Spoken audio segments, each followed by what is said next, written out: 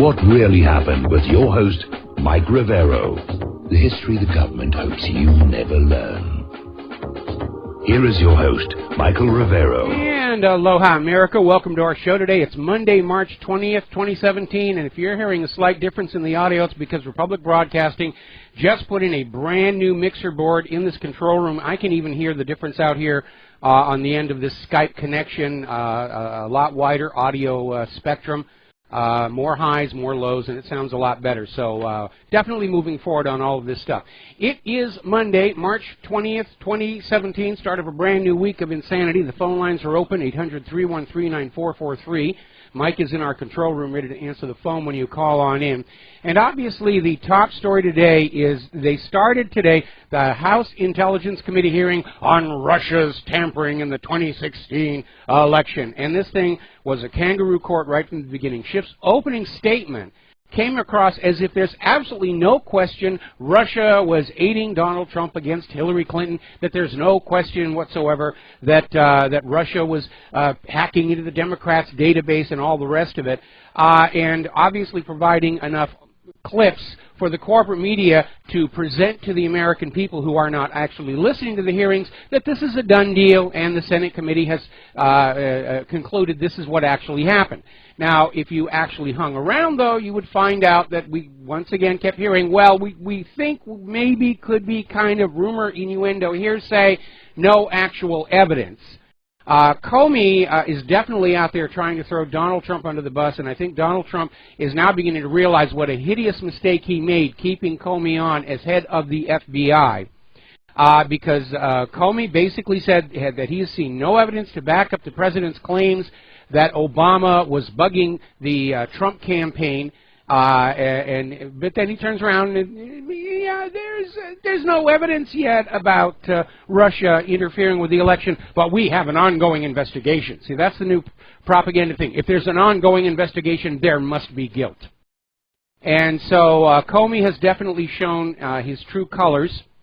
And again, I think Trump is beginning to realize, finally, that politics in Washington, D.C. is not a business-like environment, and you treat it as such to your own peril. By the way, today is the spring equinox. You wouldn't know it from some parts of Canada. We'll get into that a little bit later here. Now, Roger Stone is scheduled to testify before the Senate committee to basically expose this whole phony Russian narrative of the Clinton crime family. There's all these people all over the web in the independent media, and Congress is out there just saying, you know, we don't see it and we don't hear it and you can't make us. We've got our witnesses here who will say that Trump is guilty and Obama's innocent and Vladimir Putin is the devil. And by the way, that was a common theme throughout the hearing this morning. It's just this constant hammering, Russia is our adversary, Russia is our adversary, Russia supports Brexit, Russia wants to see more Brexits in Europe. Well, so do most of the European people.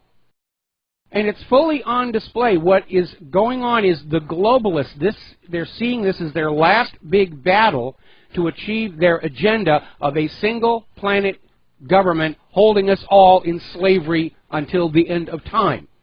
And it's broken out into the open here. And let's remember, there are reasons to not be trusting Comey. First and foremost, the hearings into the email server, where nobody from the FBI even went over to actually look at the server or talk to anybody in their homes. They just sat there and said, yeah, we don't see anything. And even then, Comey had to admit several Title 18 felony violations by Hillary Clinton, then turns around and says, it's really no big deal. We're not going to prosecute. And I know a lot of people were scratching their heads. I was one of them when Trump said he was keeping Comey on as head of the FBI. And obviously that was one of the biggest, possibly fatal, critical mistakes that Donald Trump has made. Now remember, Comey, before he was appointed to head the FBI, had no law enforcement experience. He's a banker. And when he was over there at HSBC, there was a huge amount of drug money laundering going on. And everybody is saying that there's no way Comey could not have known it was going on. So he's part of that CIA Clinton-Bush drug cartel.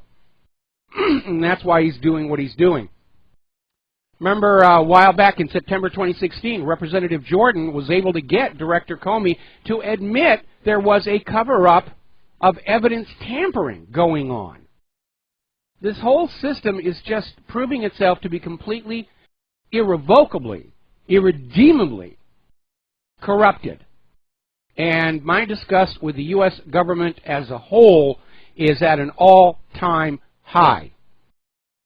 Now, a former acting CIA director under the Obama administration who was endorsing Hillary Clinton is out there saying there is no evidence that Donald Trump and Russia were doing anything. And remember, we're already seeing how Barack Obama was trying to get foreign nationals to interfere with the U.S. election when he told illegal immigrants, go ahead and vote, you won't be deported.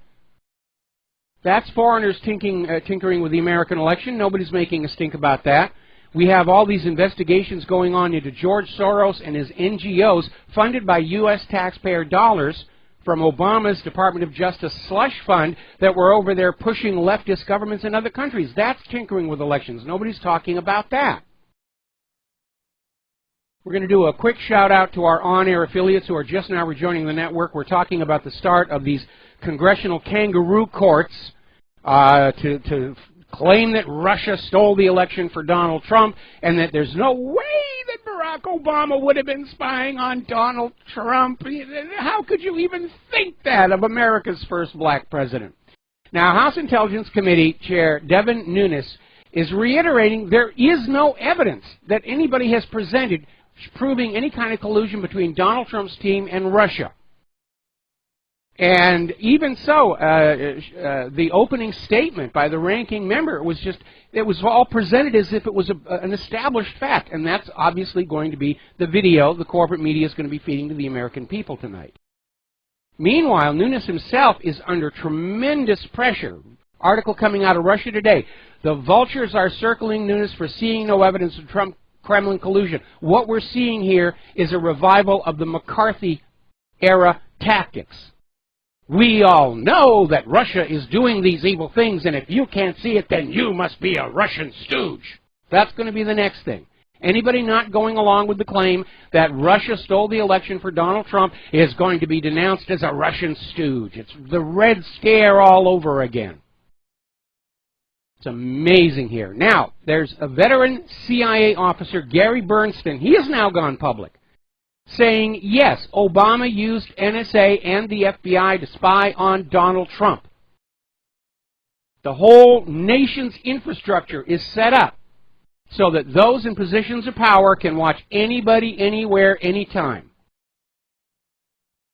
Now, there's a new breaking story. It surfaced over on InfoWars, but apparently it goes back to this Michael Zullo, who's been involved with Joseph Arpaio. And they've had a new whistleblower come forward with a leak that shows all the people the NSA have been spying on over the last 8 years. And yes, Donald Trump is there. All of his homes, all of his companies, his businesses, his entire family, his business associates. They were all under surveillance, according to these documents here. And over in the Congress, we're seeing all those members of Congress with their hands over their eyes saying, I don't see it, I don't see it, I absolutely don't see any evidence. No, I refuse. They're all compromised because whoever's behind all of this got the goods on them. This day and age, it's become very obvious nobody reaches those positions of power without having played dirty. And whoever knows how they played dirty, whoever's got the goods on that, can control them. All right, we're going to take a couple of phone calls here. Kevin in West Virginia, aloha, welcome to the show. What's on your mind?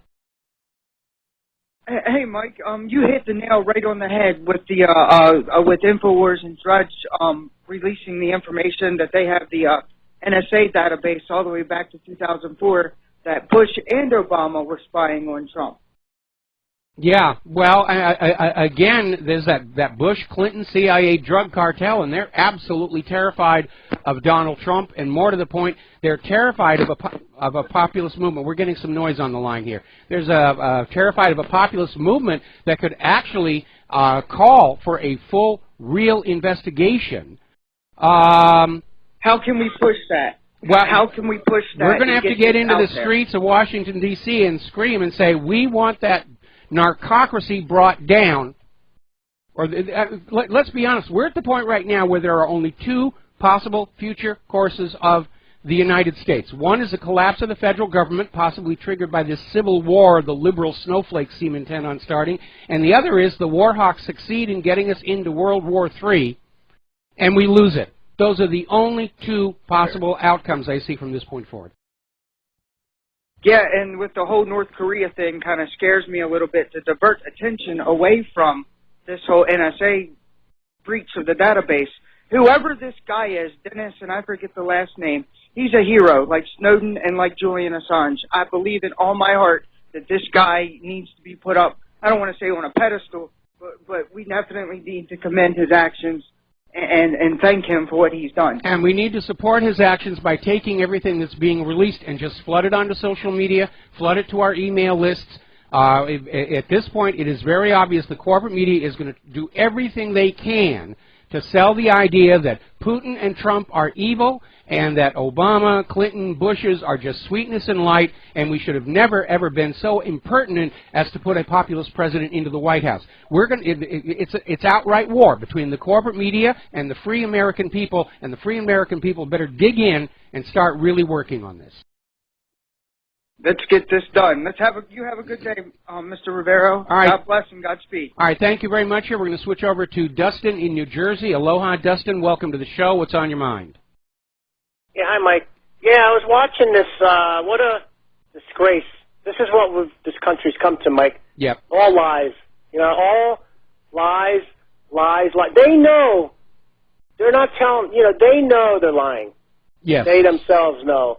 You know, I mean, I don't know what to make of it, Mike. I think this country's finished. It really is. Unfortunately, I agree. We've come to that point here, and they're out there lying. The corporate media is lying. The politicians are lying, and they're trying to sell this idea that if you don't believe the lies, that you are the person who's in the wrong, you know, that you're not patriotic, that you're not a loyal American. If you dare to think for yourself, you must be a Russian stooge.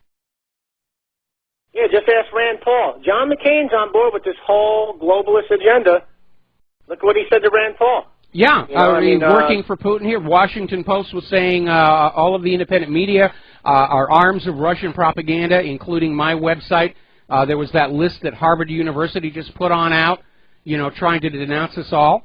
They've openly declared war, and now we're hearing all these politicians out there saying that there should be a law that allows social media to be filtered of fake news, with the government, of course, in charge of deciding what is fake and what is real. Yeah, if you don't agree with their agenda, you're a Russian agent, homophobe,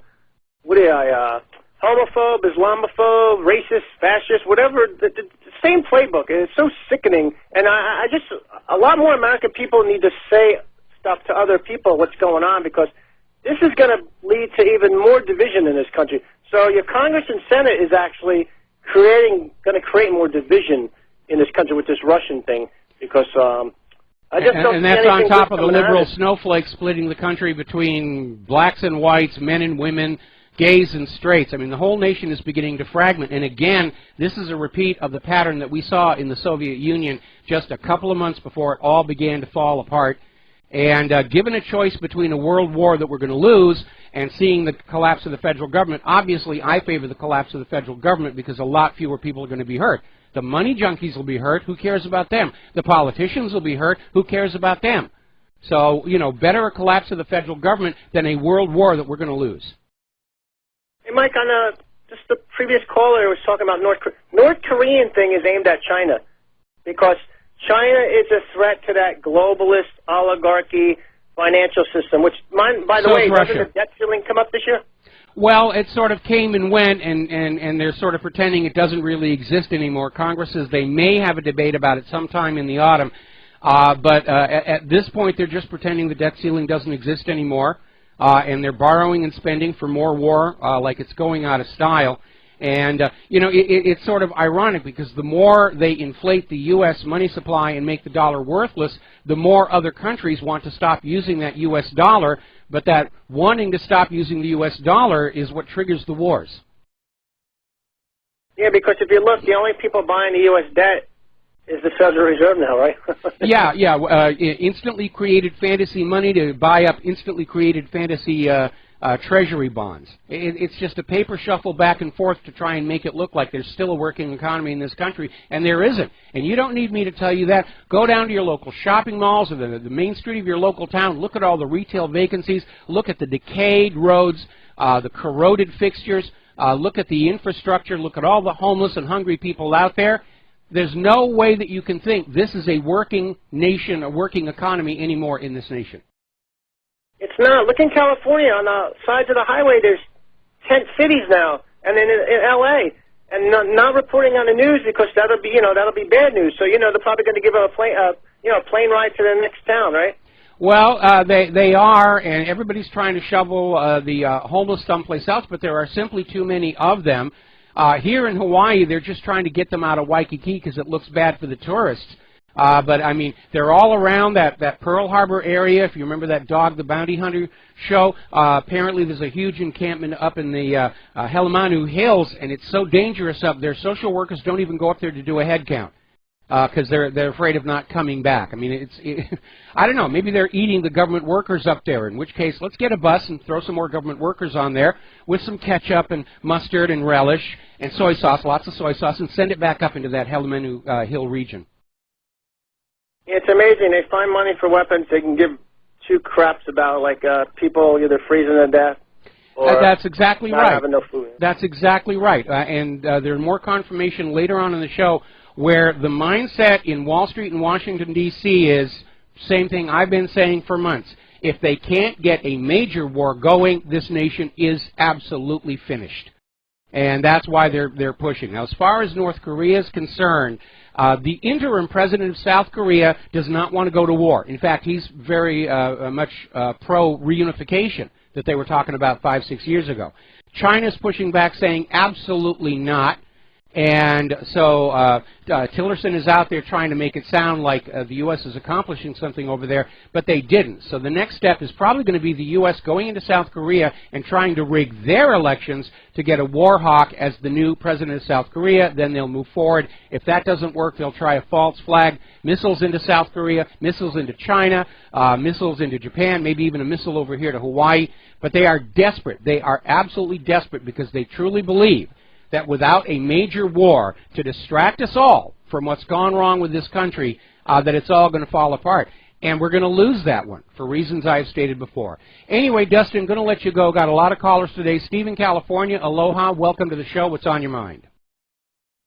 Yeah, Mike, it appears that the Clinton power, whether it be the money or the blackmailing of James Comey, is making him change his mind on this whole Russian hoax deal. Why can't Trump just correct the situation? He's hired a bad employee and fire the guy. Well, the question is timing. Trump would have been well advised to replace Comey during the transition. If he fires Comey now, it's going to be equated with Richard Nixon's firing of the special prosecutor during Watergate. It'll be spun as evidence of his obvious guilt.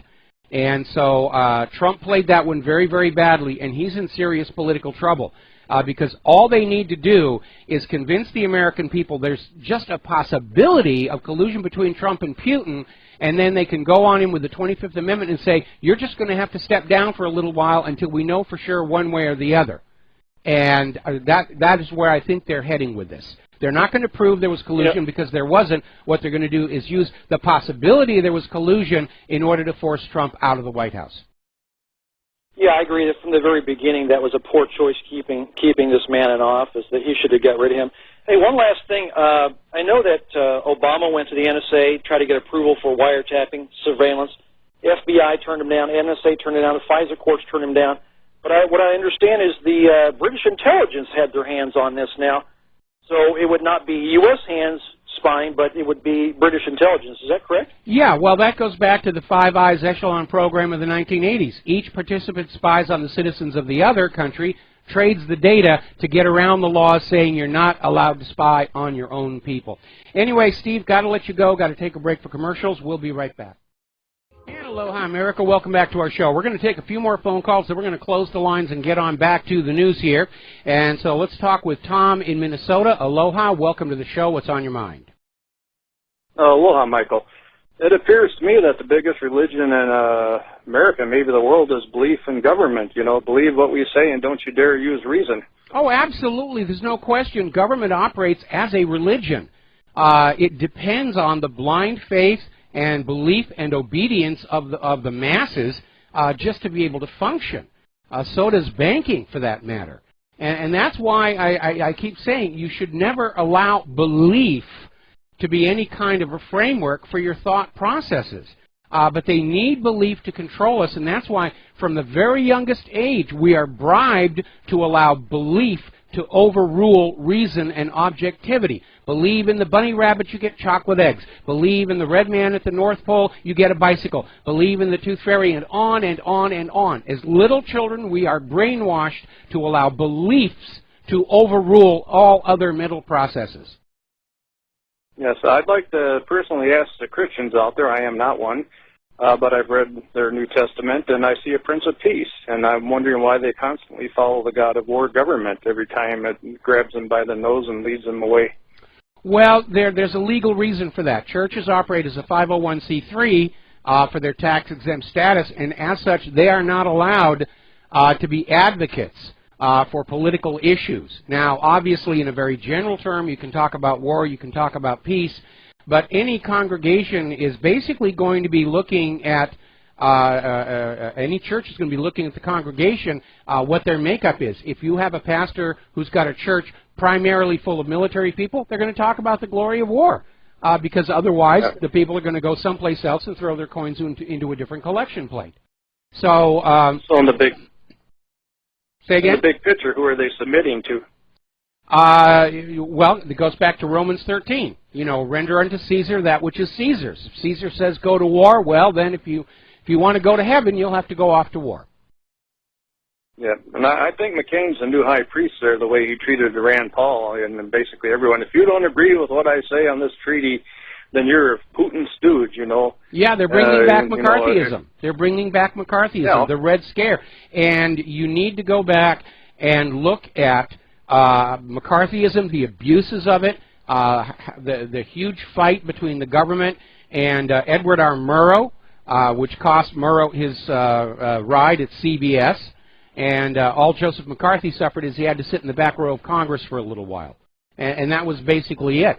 But lives were destroyed and ruined, and they're getting ready to do it all over again, unfortunately.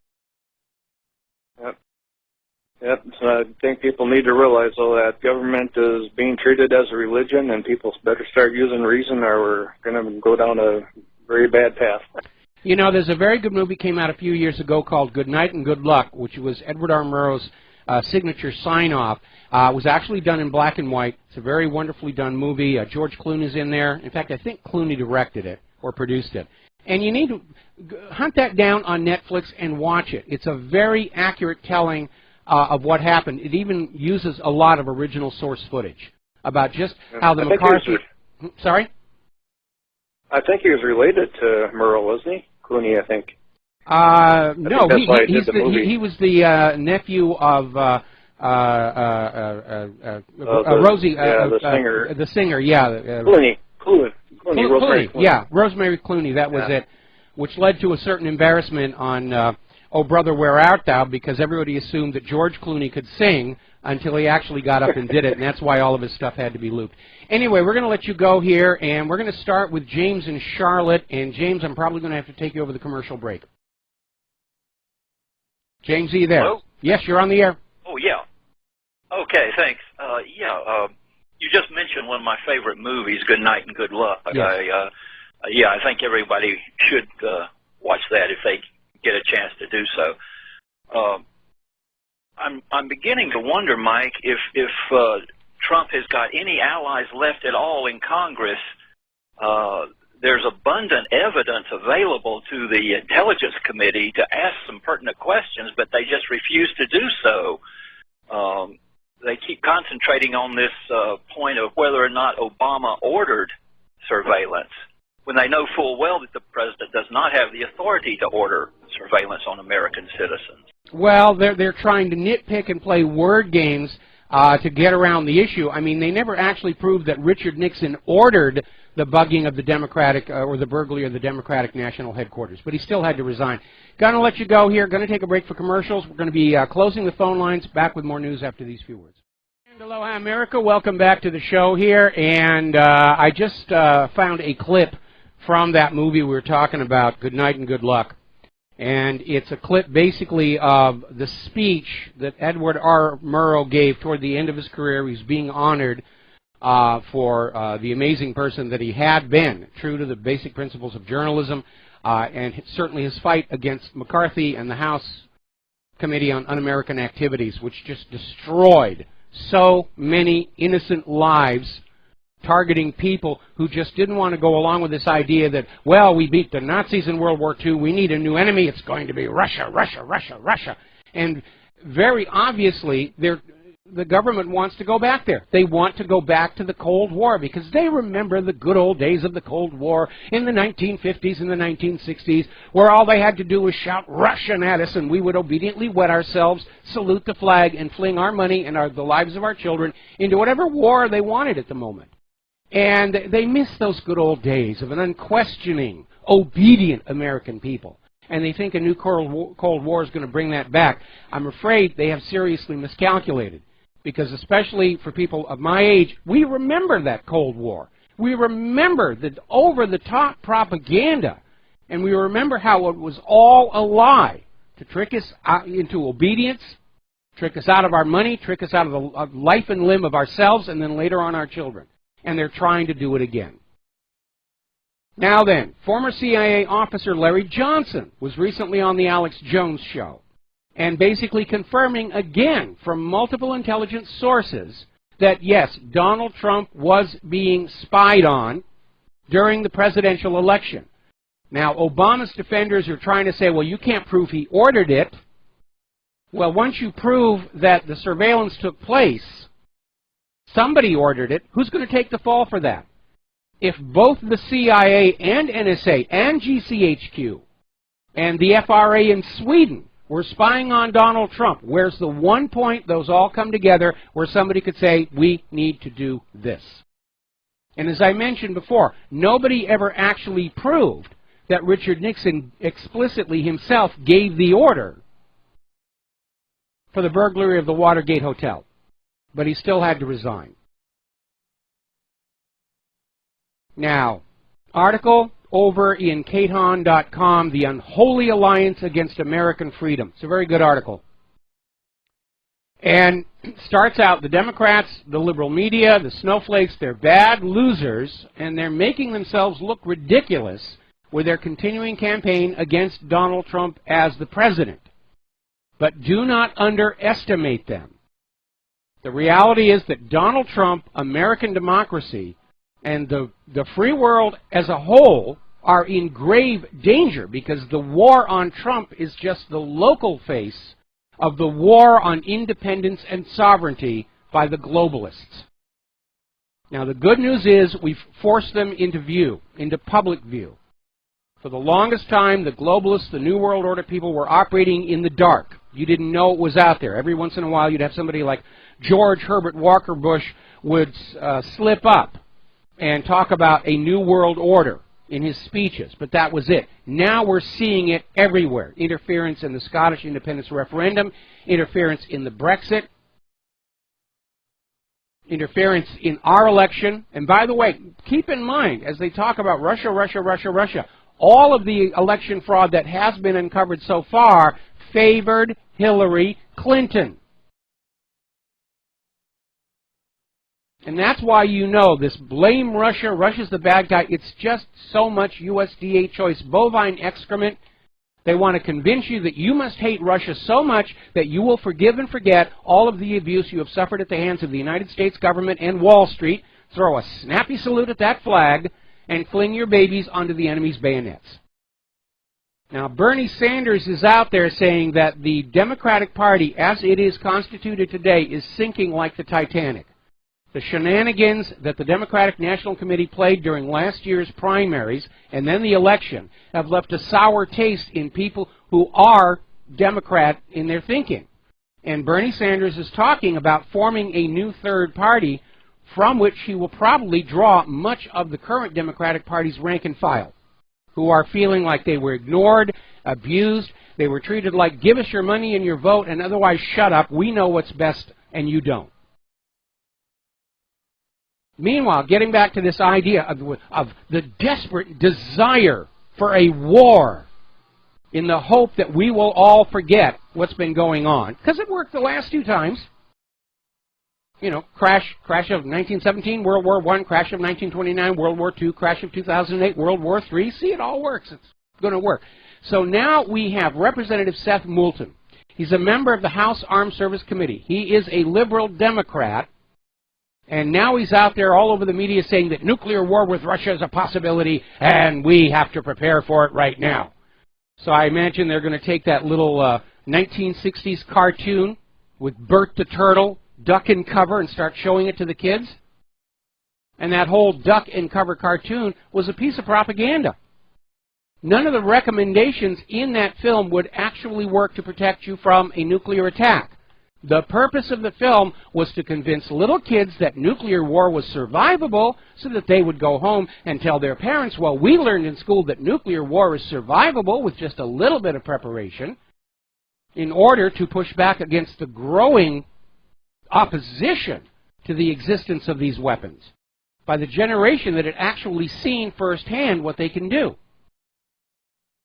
Now, getting on back to the vote fraud, yet more voting by non-citizens has been found in Maryland.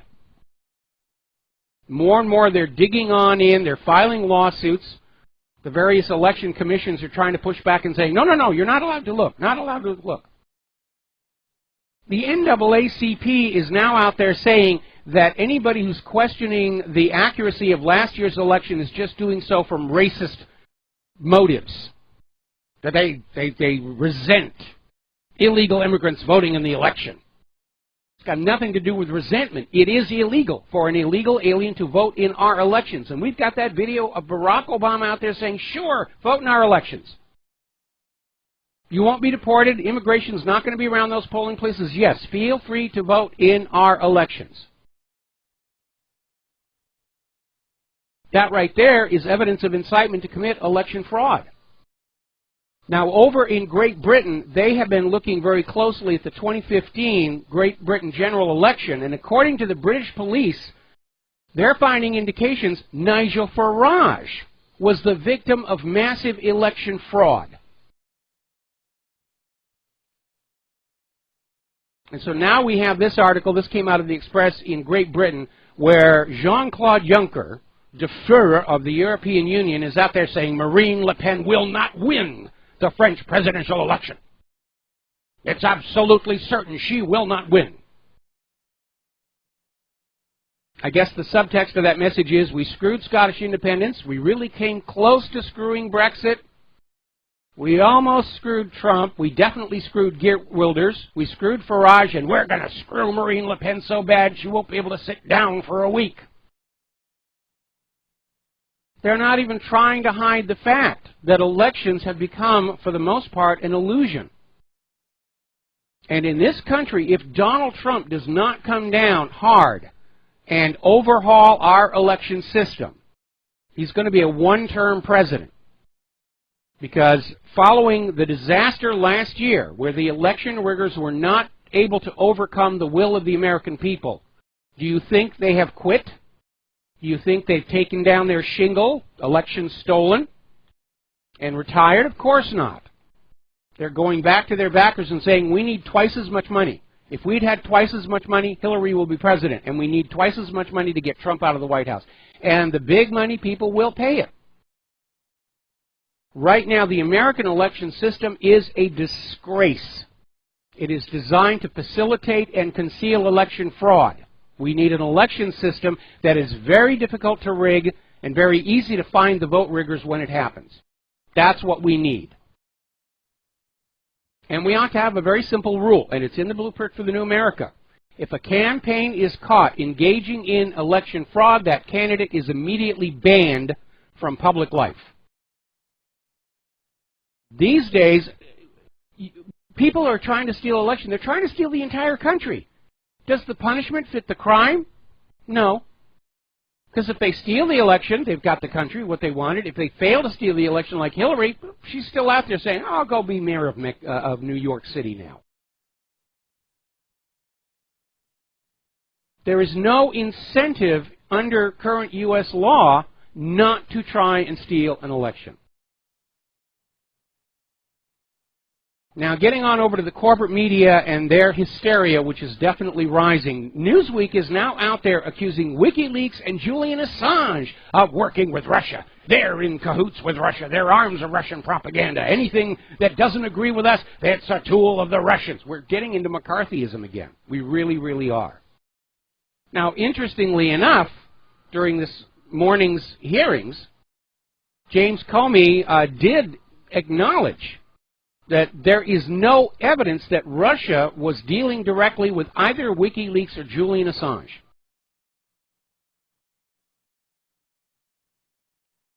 So it's just out there. They're trying to win through intimidation or just win through repetition. If we tell you the lie over and over and over and over again, sooner or later you'll just get tired of asking questions and you will believe what we want you to believe. That's the theory. Other people have different points of view. Paul Craig Roberts is out there saying the corporate media is now in total collapse. And he's talking about how the corporate media is losing viewership, readership, and the only thing they can think of doing, because their business model and their corporate and political ties prevent them from telling the truth, all they can do is go on out there and scream that the independent media, they're the fake news. We're the real news. Yeah, they're the fake news. And we've got to enforce some way where the American people are not allowed to see anything that's not approved by the U.S. government. Ever hear of this little thing called the First Amendment? The First Amendment guarantees a right to freedom of speech and freedom of the press, all of the press, so that the media can report on the wrongdoing of government without fear of retaliation.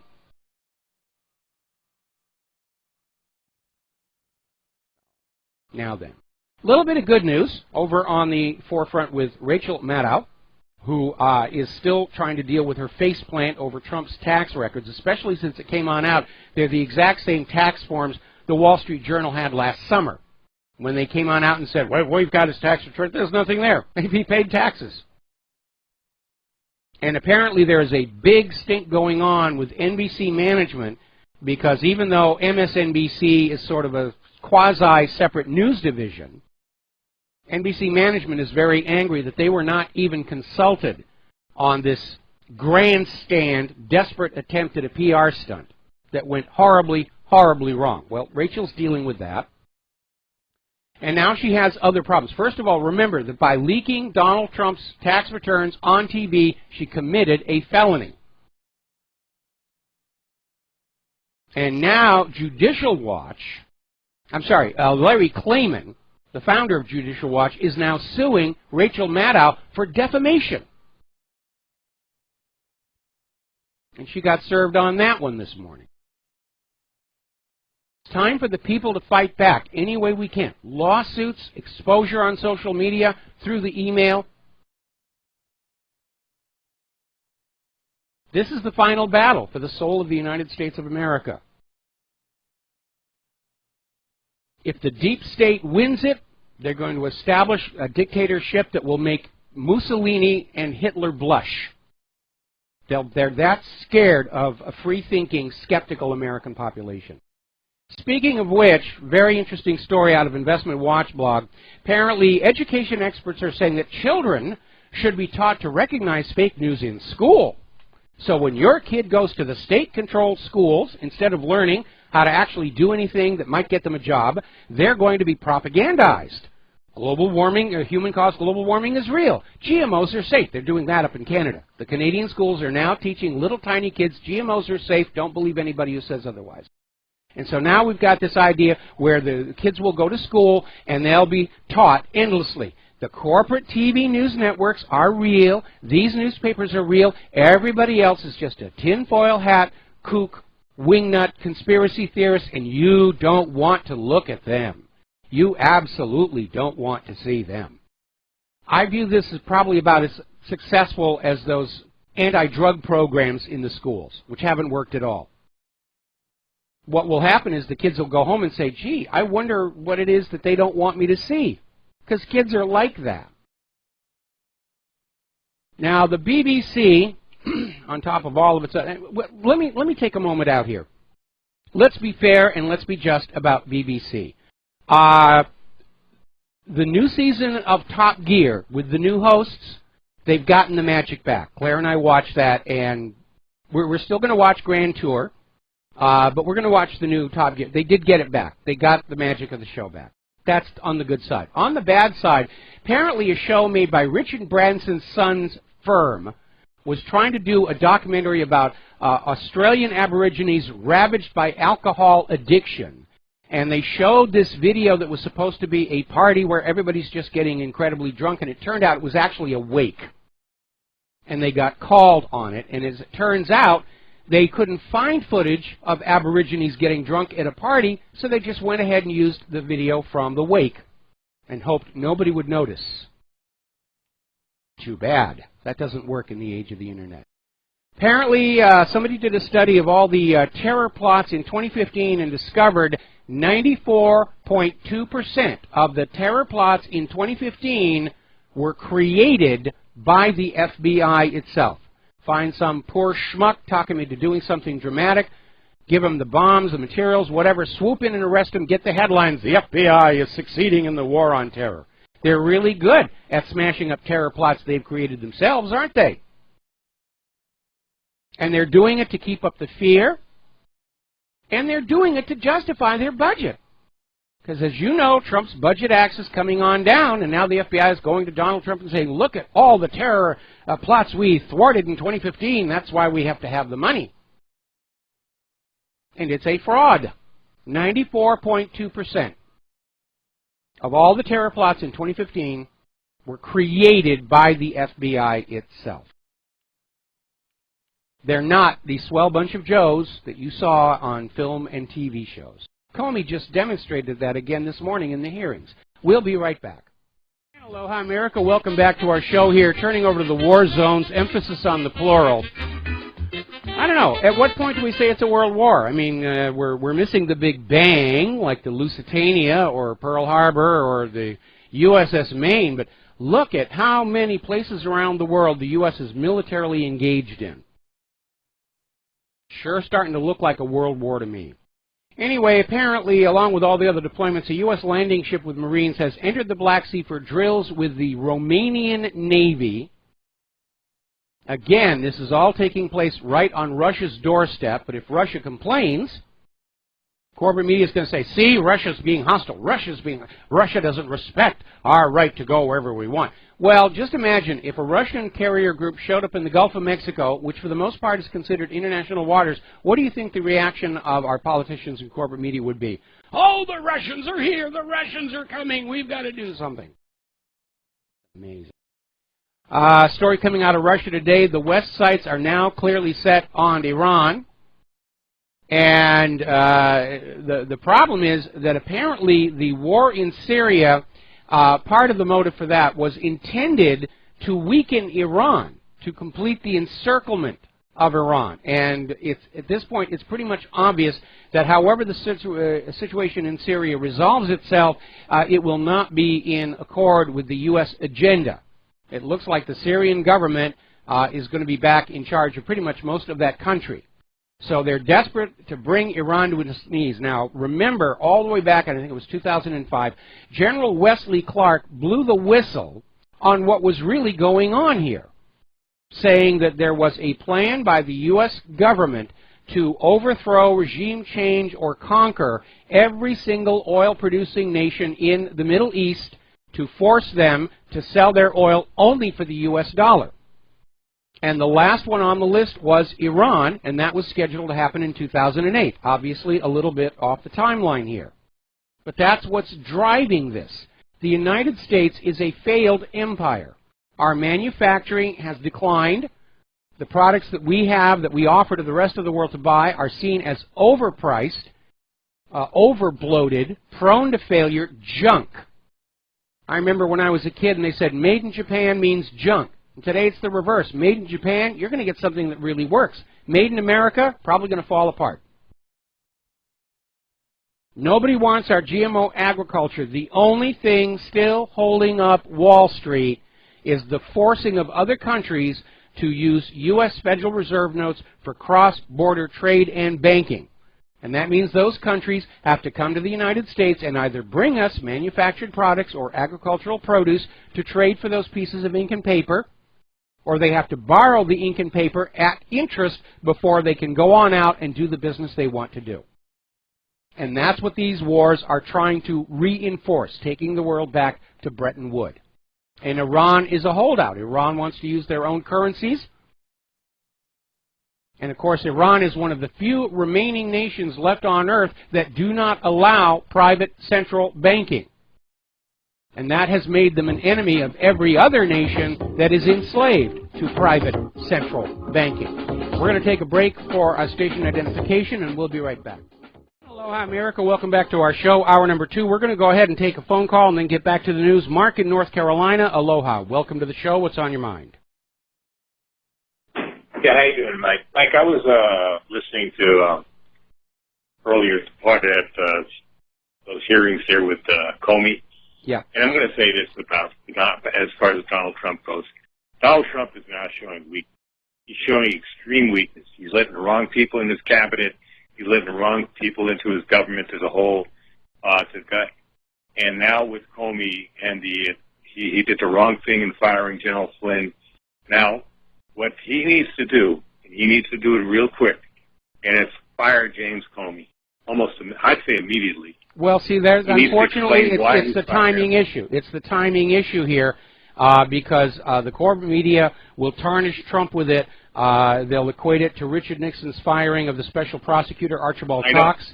But what Trump can do right now is start cleaning out the rest of the Obama holdovers from the White House and the executive office branch, and start, shutting down all the leaks and everything. But right now, until this matter is resolved one way or the other, Trump politically cannot touch James Comey, because it will be used against him.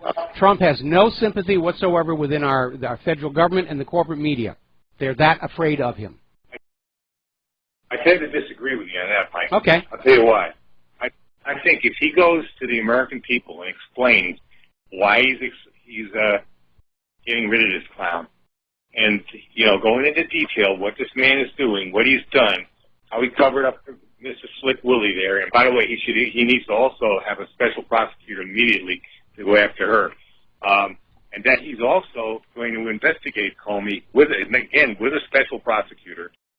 And he explains to the American people. He's good at talking to the American people. If he does this properly, he can nullify anything the fake stream media or the government tries to do. He has to do this. This guy is a dangerous menace. What Comey is, that Comey was involved with the HSBC bank. Yeah. He was probably involved in drug dealing and drug smuggling, drug laundering. Mostly the laundering side. He has to explain stuff like this, too. He has to explain stuff like this, too. He has to really go, and he has to get these Goldman Sachs clowns that he's put on his White House staff. Like, I heard this guy, I think his name is Gary Cohn. Yeah. He's got to get rid of people like this. He cannot keep on, he's pissing off the very people in his own, his closest advisors by keeping a guy like that on. Got to start cleaning house, and he's got to start doing it now. And he's got to stop playing defensive. He's got to stop being defensive. Yeah, he's got to get aggressive. Exactly. He's got to go on the offense. He's got to stop acting like a businessman, and he has to start acting like a leader, and he's got to do it right now. Because if this sham hearing in Congress and the corporate media can convince enough of the American public that there might actually be a link between Russia and Trump, not prove it, but just believe that it might be true, then they can use the 25th Amendment to get Donald Trump out of the office. By the way, what he's doing too, by showing weakness, he's also showing the enemies we really may have. I don't believe Russia's an enemy, but I believe there are people out there that really are enemies, and possibly that guy in Korea. When they see weakness, they're going to take advantage of it. They're going to see, well, look, they got a weak president. He's got a big mouth, but he shows there's nothing behind that mouth. Well, we had the same thing with Obama, you know, who went along with the Iran deal and who was accused of being weak then. I think right now is the fact that Trump is just he's being overwhelmed by all the people around him, and that's intentional in order to corral him and constrain him. Right. You know, if he doesn't wake up and realize that the people that are supposed to be working for him are actually working against him, even as they accept the paychecks. And this goes back to what I said even during the campaign before he was elected. My primary concern with Donald Trump is that he's going into that office, or has gone into that office, as dangerously naive about the realities of D.C. politics as Jimmy Carter was. Yeah, that's what I'm afraid of too.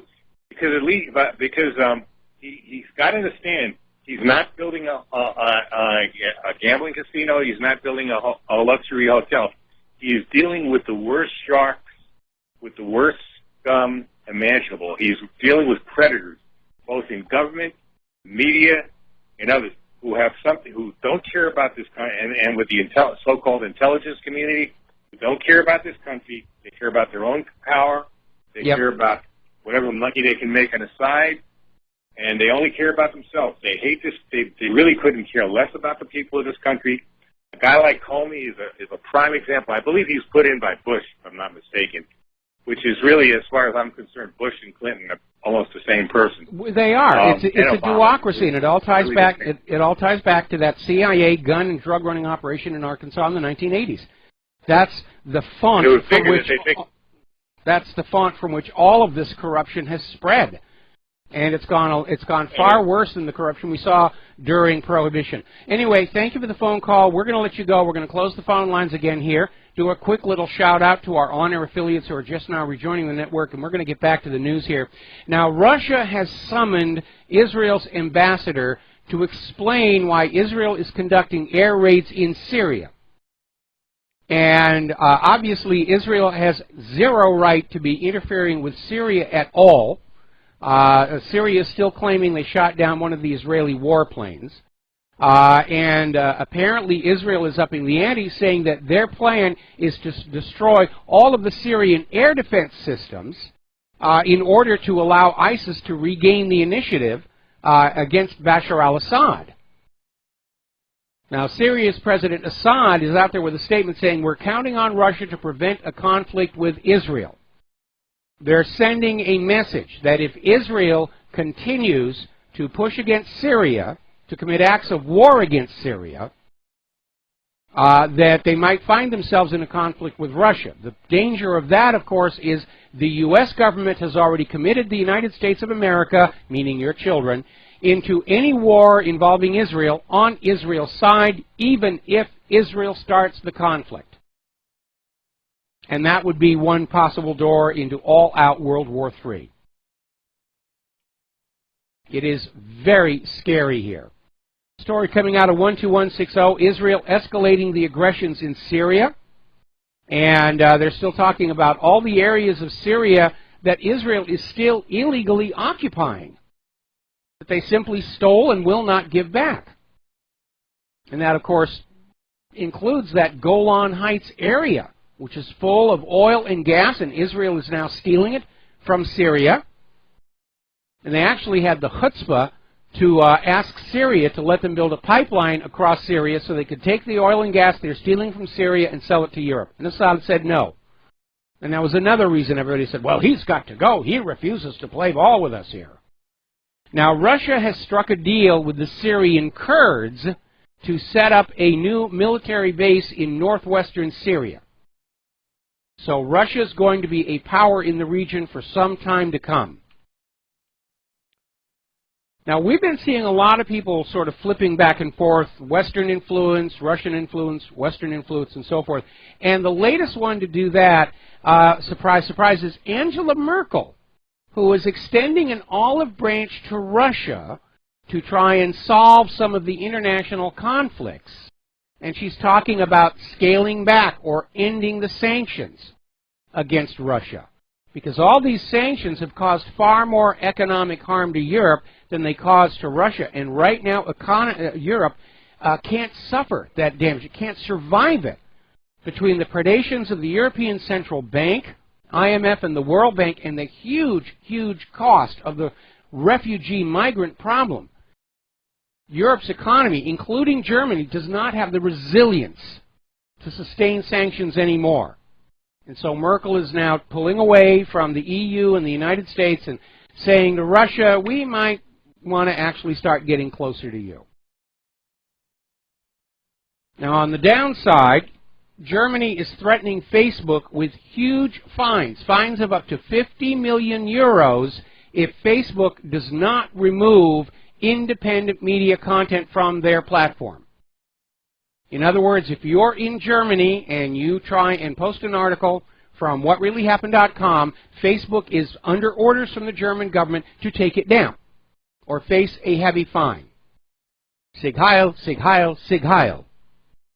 Merkel, Merkel, Uber, alles. Never mind. So where are we? Who's the real aggressor in all of this world at war? Right now, the United States has 200,000 troops deployed to 177 nations. This is according to an estimate from Politico. There are 800 U.S. bases outside the borders of the United States of America, and it costs $100 billion annually to maintain these garrisons, and that's exactly what they are. It's like the old Roman Empire had the legions spread across the empire in their garrisons to make sure that those pesky little provinces didn't get any ideas into their head about independence. And that's what the United States is doing with all these troops in all these different places here. Now, as you know, the United Nations issued a report last week acknowledging that the government of Israel is behaving as an apartheid state. Israel came on out and said, how dare you? How dare you to criticize our apartheid state? And, of course, the U.S. ambassador to the United Nations echoed that, how dare you? How dare you? And put pressure on the United Nations to withdraw the report. The United Nations asked the person who created the report to withdraw it, and that person resigned instead. And we're looking at all that's going on with the UN, how hamstrung it is, how compromised it is by Israel, by the United States. But remember your history. Before they could get World War II going, they had to take down the League of American States. Or the League of Nations, rather. After one of these horrific wars is over, they'll try and set up an organization to guarantee world peace. And the next time they want a world at war, they have to tear that down. That seems to be what's going on over at the United Nations. The United Nations has just issued another report saying that this mass surveillance across the globe is a threat to humanity. That there have to be steps to reassert the privacy of ordinary law-abiding citizens around the world. I would agree with that most wholeheartedly. Moving on to the economic news, Deutsche Bank has plunged into the red for 2017 after dilution and a revenue warning. And basically their stocks are tumbling once again. And CEO John Cryan is saying revenue is going to be broadly flat. The banks just aren't working any longer. People don't have money to put in the banks. With the rate increase from the Federal Reserve, it's more expensive for banks to borrow new money from the central bank. Remember that article I wrote, The 11th Marble? That's exactly what's happening. Private central banks, by design, create more debt than money with which to pay that debt in order to use that awareness of debt to control the nation and its people and harvest the real wealth, the hard assets of the people and the nation to put in the bankers' pockets. Once you fall victim to a private central bank, once your corrupt government sells you into that slavery, as the U.S. government did just over 100 years ago, It doesn't matter how hard you work. It doesn't matter how much you sacrifice. You can still never get out of that debt slavery. Look at what's going on in Europe, especially Greece and Cyprus. What is happening in Greece and Cyprus is the end objective of private central banking. A nation and its people reduced to absolute poverty, and all the real wealth, the land, the buildings, the facilities, everything in the pockets of the bankers. It's a return to feudalism. Instead of a world of the American dream where people own the land, they want to go back to serfdom, where the land owns the people. Eurozone's Dijsselbloem wants the emergency bailout fund turned into a European version of the IMF. Oh, good, just what we need, another private central bank, issuing the public currencies alone at interest. Remember what Einstein said about the definition of insanity? Doing the same thing over and over again and expecting there to be a different outcome.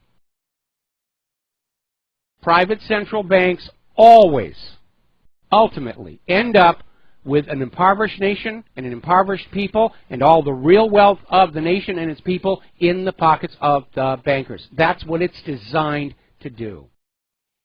Now, up until recently, big banks have been calling for a mandated parity between the euro and the dollar. They sort of flip back and forth each other, and of course currency traders make a lot of money on those swings.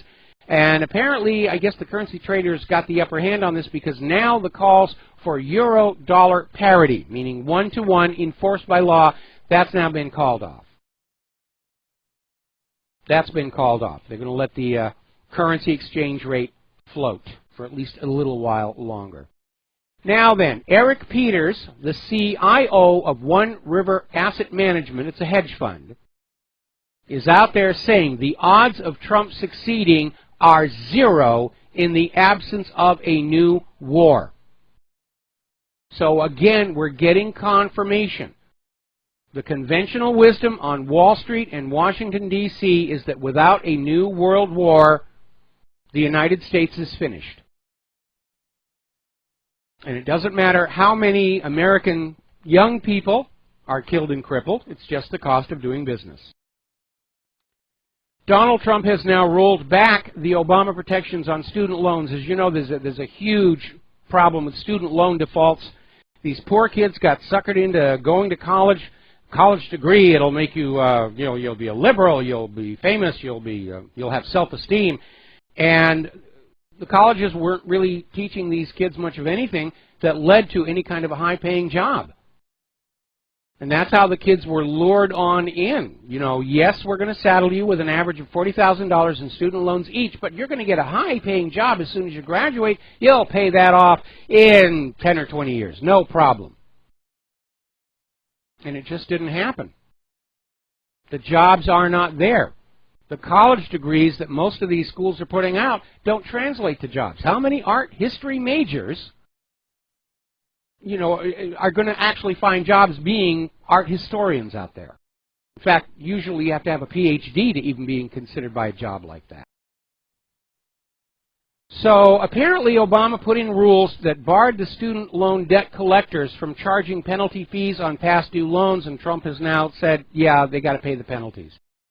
I definitely disagree with that one. President Trump is also going to sign a bill allowing states to drug test welfare recipients. That one I agree with.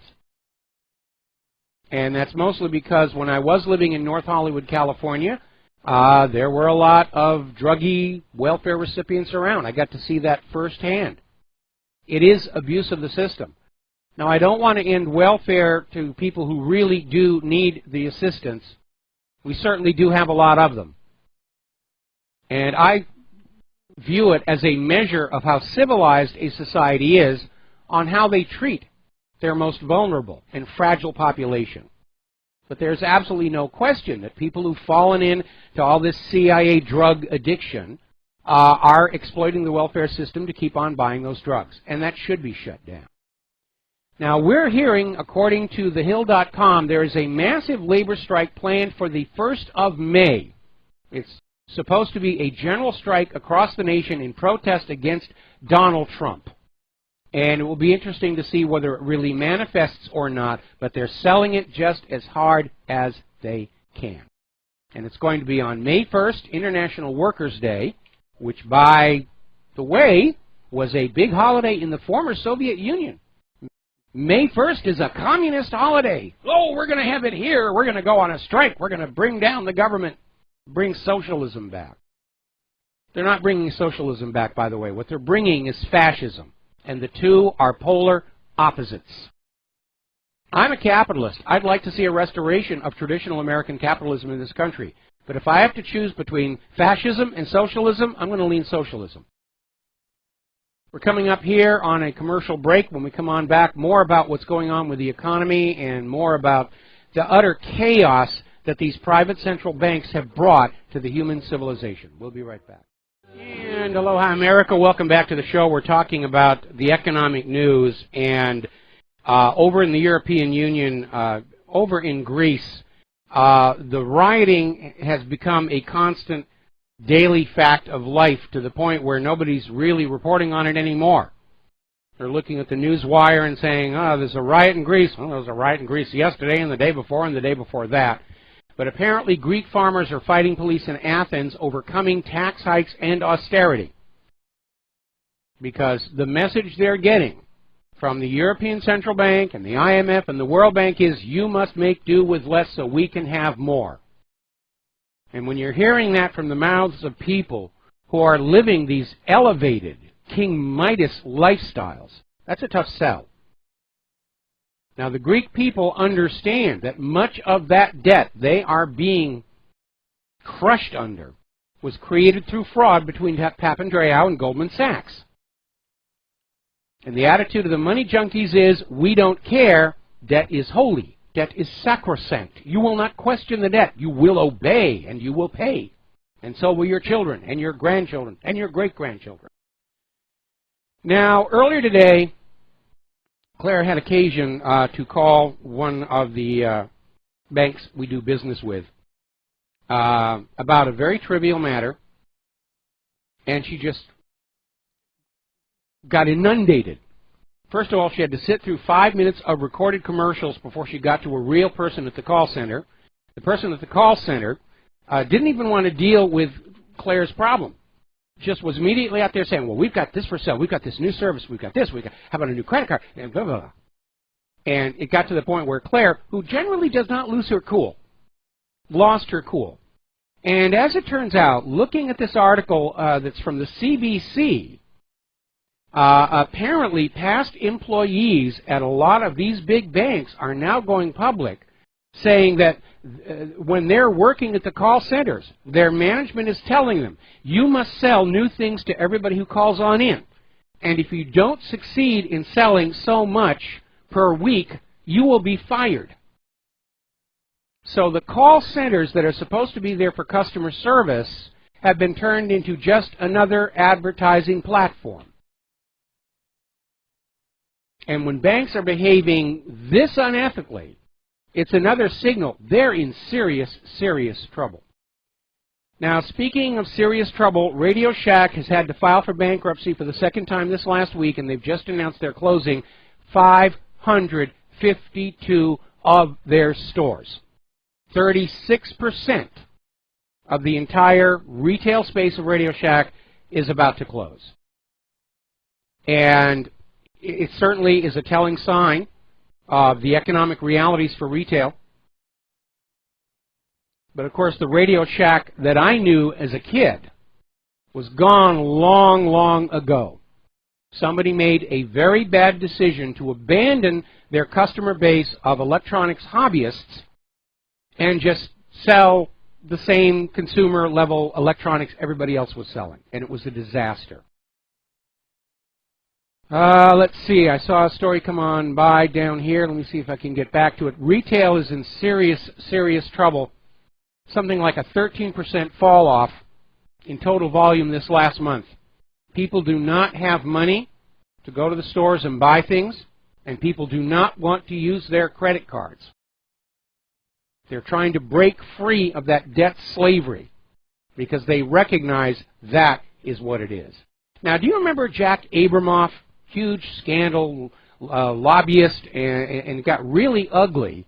And apparently part of that is just even now surfacing, where apparently all the way back in 1998, Microsoft hired Jack Abramoff to lobby the Congress to allow more H-1B visas so that Microsoft could hire software engineers and other skilled personnel from other countries and pay them much less than the going rate for Americans. And I would hope that Trump, with his Make America Great Again agenda, is going to say the schools need to stop indoctrinating our children and give them job skills, and then our corporations have to hire them. We'll be right back.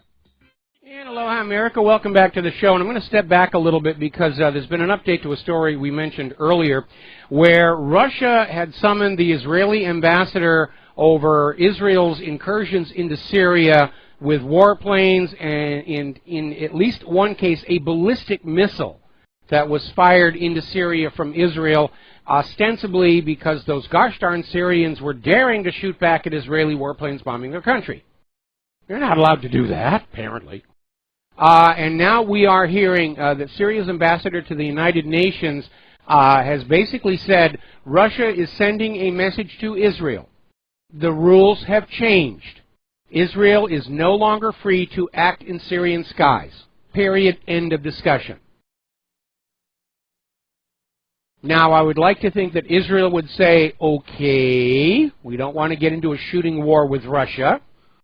But I think Israel would absolutely love Russia getting into a shooting war with the United States, including nukes to destroy each other, and that would leave Israel with their nuclear arsenal able to control the entire Middle East, and by virtue of the Middle East oil, to basically control the rest of the world. And unfortunately, they now have an open door to do that. Israel goes into Syria, waits for Russia to attack them. The U.S., which is already committed to supporting Israel in any conflict, even if Israel starts it, sends on in, and we're at war with Russia, and that is not going to end well for anybody.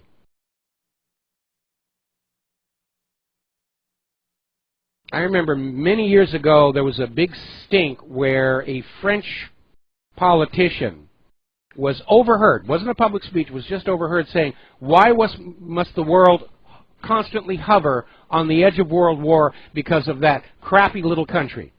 It's not exactly the language that he used, but remember, we're not allowed to say dirty words on the radio to prove that we're a just and moral nation. And of course, this French politician was denounced, you're an anti-Semite, how could you even say that? But if you look back at all of this provocation, and who's really instigating so much of this, either directly from Israel attacking its neighbors, or indirectly by Israel's supporters in other countries saying, you should go kill them for us.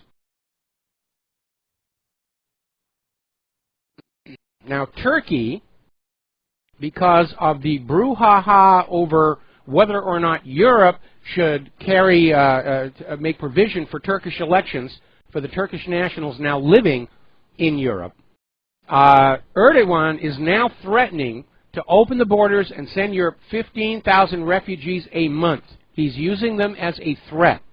And when you combine that with Erdogan's call to the Turkish people living in Europe by saying you should have at least 5 babies, the future of Europe is Turkish,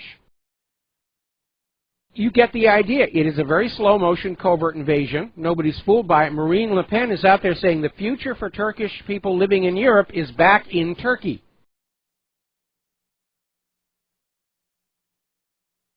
Now, apparently over in Denmark, there's been another one of these clash of civilizations, culture clash issues.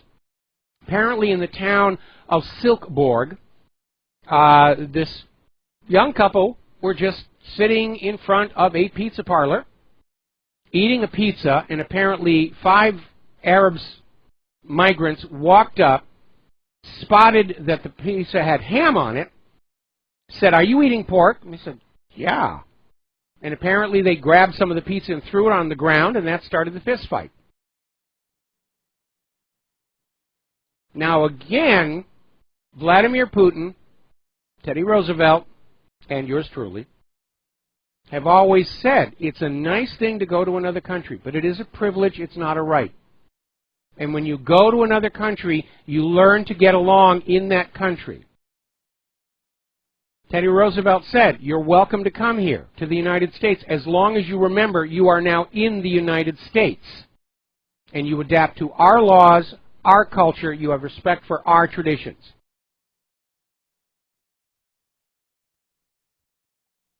And the problem that we have with so many of these migrants that are being driven into Europe or lured into Europe is somebody somewhere is telling them that they have a right to force these European countries to become just like the Middle Eastern countries they're running away from, which never really made any sense at all.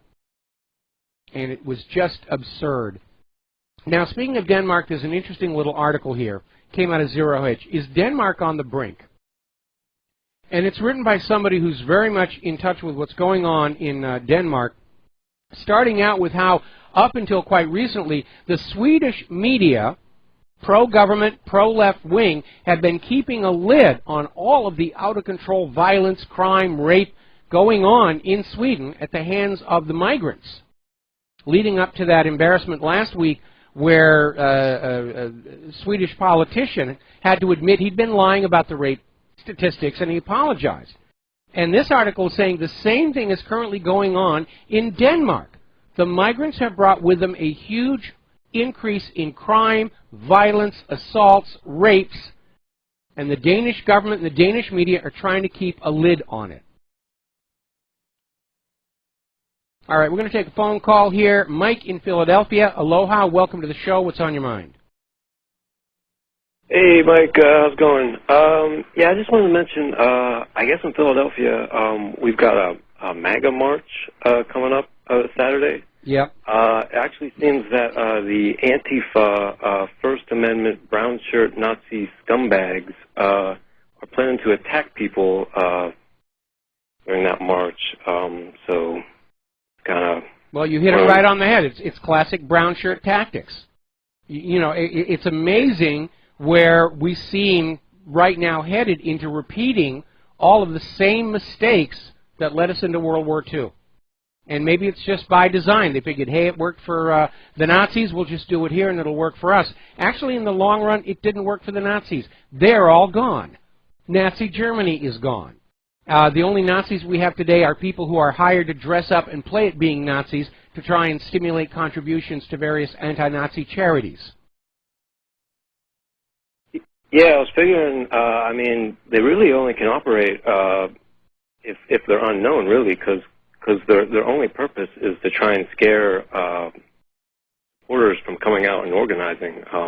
If they were actually, I don't know, well-known, they would easily lose all popularity and basically be destroyed.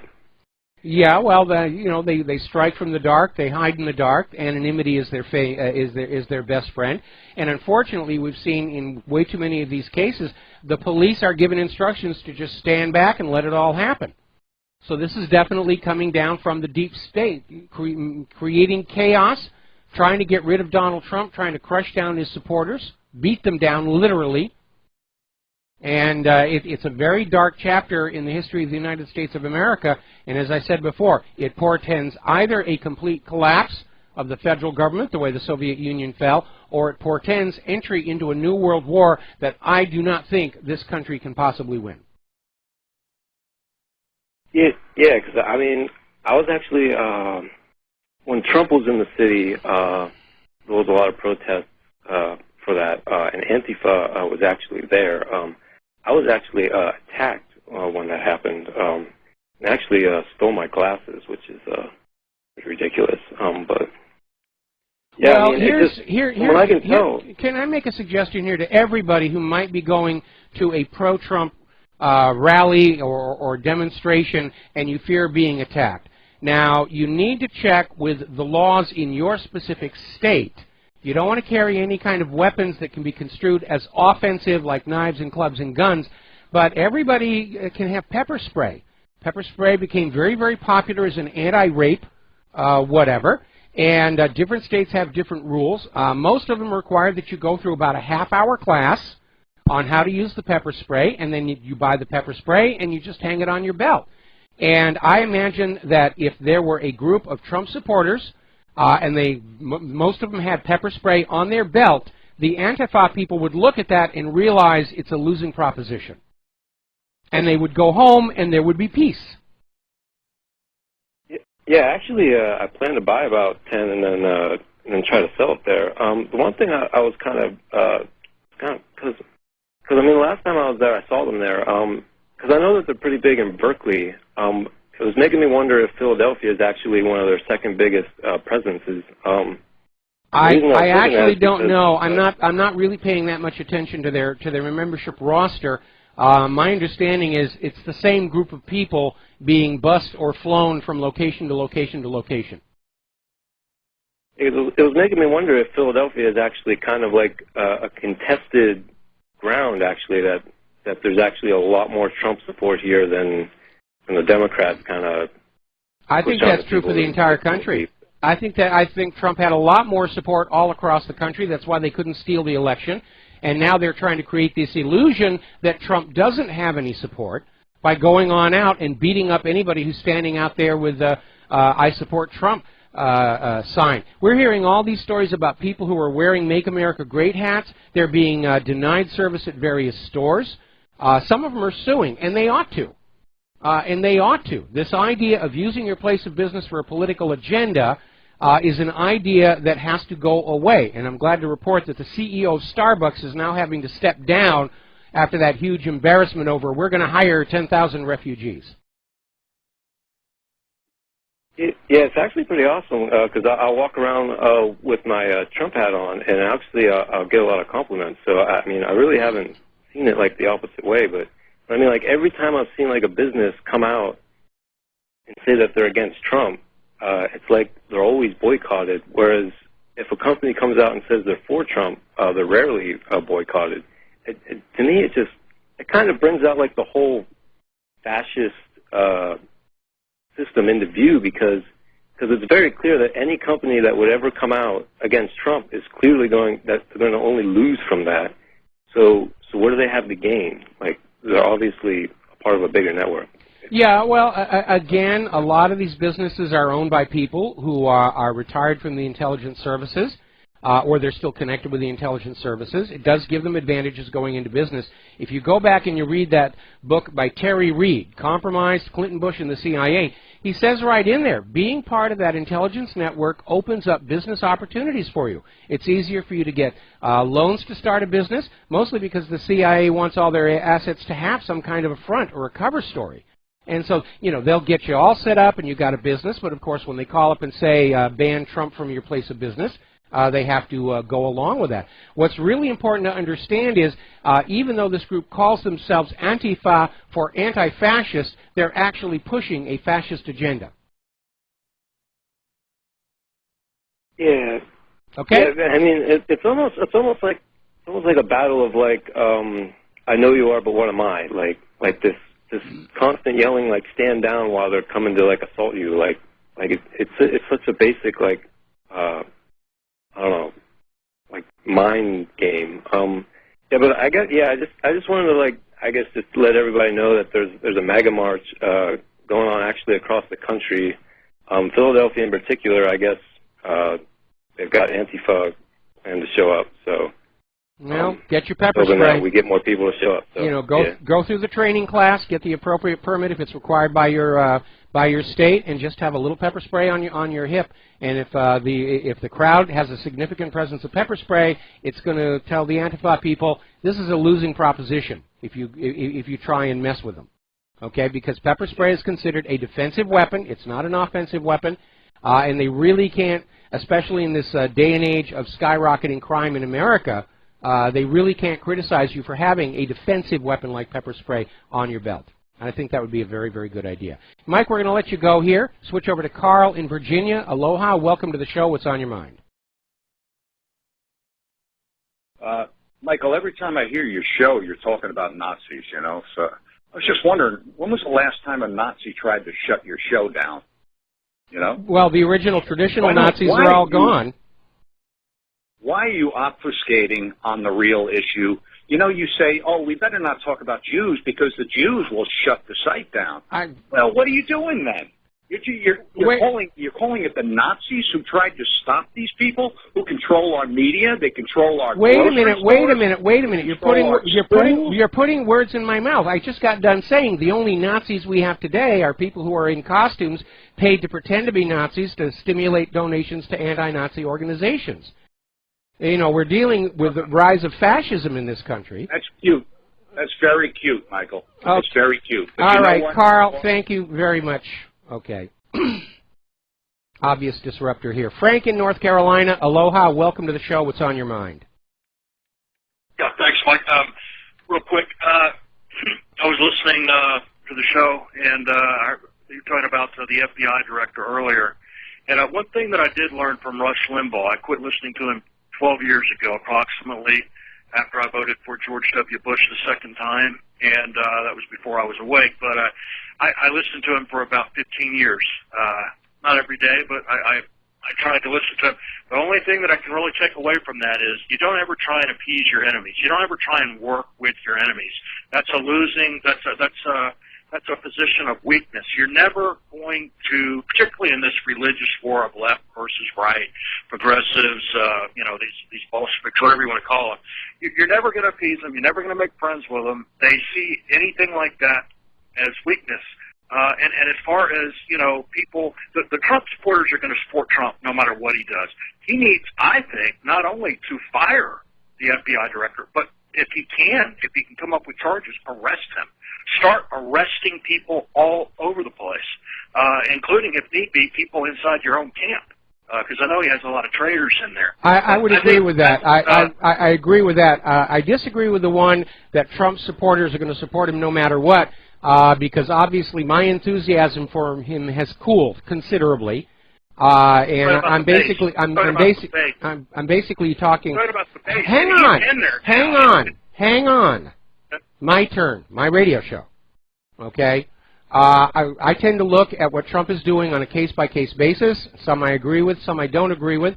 I'm still glad he won the election because it would have been far, far worse under Hillary Clinton. But once again, we were given our choice of choosing the lesser of two evils, and so guess what we wind up with. Now, as far as the base, I don't know that there's so much supporting Donald Trump, the man, as they're supporting the principle that we, the people, actually succeeded in electing a president despite the corporate media and the election fraud and all the corruption going on, and that's why the deep state is having this knee-jerk panic reaction. But it is unfortunately focused on Donald Trump, the individual, and you're right. He's got to regain the initiative. He's got to go on the offense. Now, trying to fire Comey right now would be ill-timed for political reasons, but Trump should go on a scrape out of the rest of the White House and Executive Office building. We got to take a break for commercials. Thank you very much. We'll be right back. And aloha, America. Welcome back to our show here. Quick news story before we take our next phone call. Over in Germany, apparently 5 Arab migrants gang-raped a 7-year-old girl at the Central Initial Reception Center for Refugees in Hamburg. So, again, migration is a filtering process. We're not getting the best of the people from those source countries. The good people of those countries stay there. And we're getting people who couldn't make it in their home countries. And they think they're going to get a better deal in Europe because Soros told them so. We're getting people who are fleeing prosecution and think they can go back to doing what they've been doing all along. All righty, let's see. We're going to take a phone call from Ramsey in Canada. Aloha, welcome to the show. What's on your mind? Hello? You're on the air. Hello, sir. Can you hear me? Yes, you're on the air. Yeah, I just want to ask you something.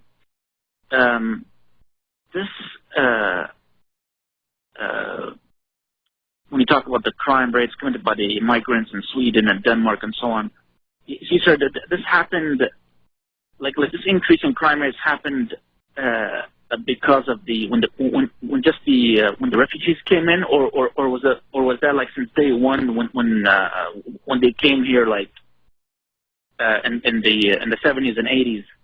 And also, sir, my second question is, why doesn't the media in Sweden and Denmark report it? Because usually when a guy from the Middle East or Iran or Afghanistan, whatever, like a Muslim or something, or commits a crime, it's like all over the news here, like in North America.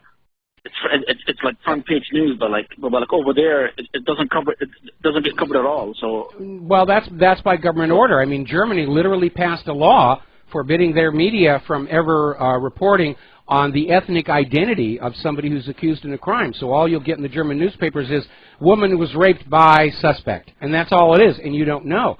But those who've got access to the crime statistics are reporting that there's been a surge in all of these crimes, and the surge is accounted for by those suspects who turn out to be refugees and migrants coming across the border. And it's not being as widely reported here in the United States as it used to be, because everybody who's on board with this globalist New World Order understands that this blurring of populations across borders isn't working out as smoothly as the liberal ideology thought it was going to. And they're trying to just find, anytime somebody comes on out and says, you know, there was a rape and the suspect was a migrant, they say, oh, you're being racist here to identify them. And so there's already here an attempt to push down on that. But people are looking around themselves and they're seeing for themselves what's going on here. And interestingly enough, Reuters just did a poll up in Canada and found almost half of the Canadians want the illegal border crosses deported. Everybody is sick and tired of this forced migration into their country at their expense, and they're having to pay the cost in terms of the cost of the social system. Yeah. The fear to go into certain parts of their own country now, the no-go zones, and they've had enough. They've reached the breaking point. Thank you for the call, Ramsey. We're going to let you go and take a break for station identification. And aloha, America. Welcome back to our show. Hour number 3 here. The phone lines are open, 800-313-9443. And we were talking about this Reuters poll that found nearly half of Canadians want all of the people coming across the border illegally to be deported. We hear that in a lot of places, especially these refugees and illegal immigrants convicted of crimes. Everybody's saying just kick them on back to their home country. That is now getting to be a little bit more difficult because according to this article over in 12160.info, 30 countries from whom these illegal immigrants and refugees are coming are refusing to take them back if they're convicted of a serious crime. And it raises another possibility why this refugee, illegal immigrant situation has been so out of control. Remember back when the United States allowed refugees from Cuba to come to Florida? It happened a couple of decades ago. And it turned out what happened was that Castro went down to his prisons and he emptied them. And he took all those hardened criminals, drug criminals, murderers, rapists, and he put them all on boats and said, you go 90 miles that way, you're now the problem of the North Americans. And that is why Florida has been a hotbed of crime and corruption since.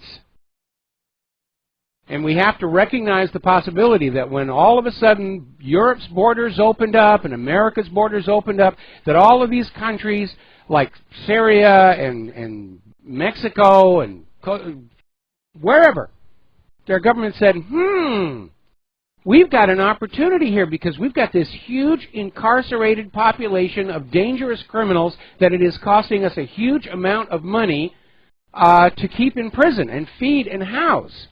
Let's just put them on a bus and send them to the border and send them over. And now it's the Americans' problem to deal with. And it's the Europeans' problem to deal with all these criminals. And all we have to do is simply refuse to take them back. And that right there goes a long way to explaining why this refugee migrant situation has turned out to be such a disaster for the people already living in these targeted countries, Europe and the United States.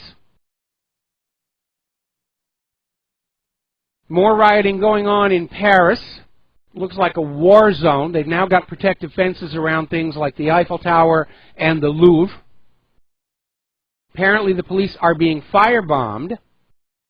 And apparently the migrants, the refugees, are being joined by left-wing activists now.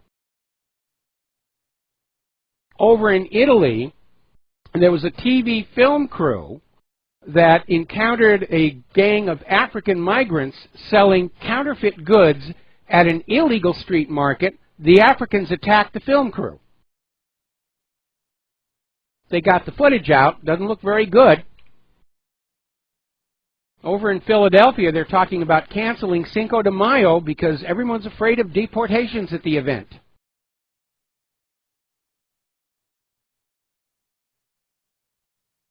Well, if you don't want to be deported, don't come here. See, there's where the Clinton campaign really did a tremendous disservice to the illegal immigrants. The liberals want to say that everybody's being racist and insensitive. No, it was Hillary's campaign and the liberals who were insensitive. They lured the people up here with promises of free stuff, eventual amnesty, a path to citizenship, and they lured them up here so they could vote in the elections, encouraged by the President of the United States himself, Barack Obama. And now that Hillary failed to steal the election, these illegal immigrants are in a very, very serious, dire situation. And these illegal immigrants really ought to focus their anger on the political machine that played them for suckers, that simply used them for their own political ends. Terry in Wisconsin. Aloha, welcome to the show. What's on your mind?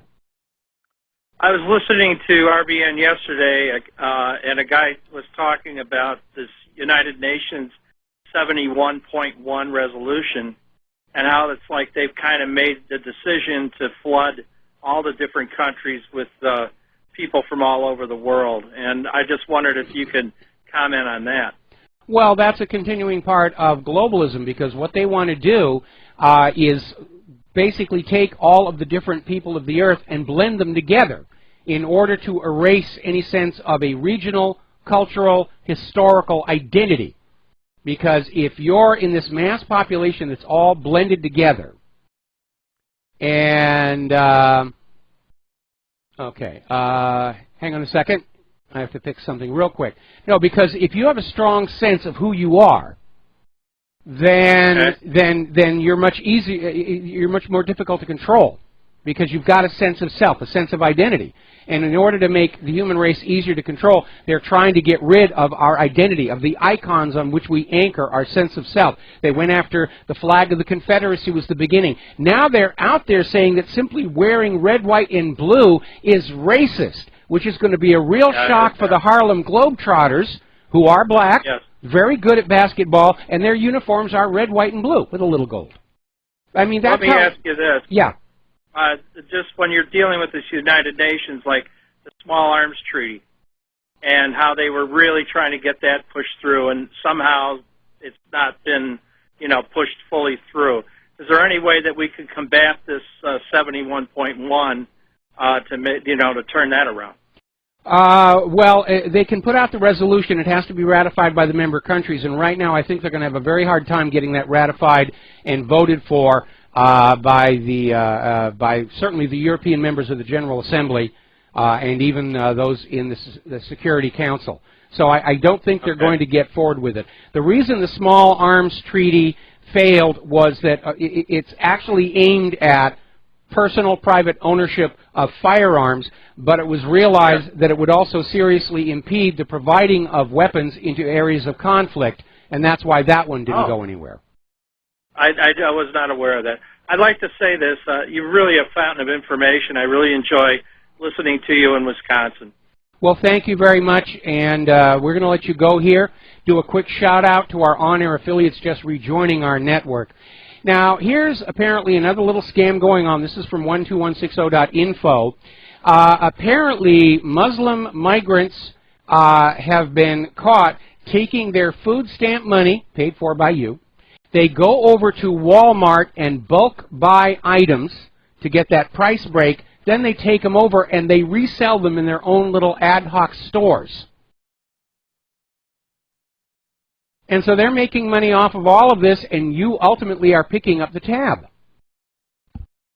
Whether it's the food stamp money that's spent at Walmart to do the bulk buying, or the food stamp money that's being spent at the store repurchasing the items.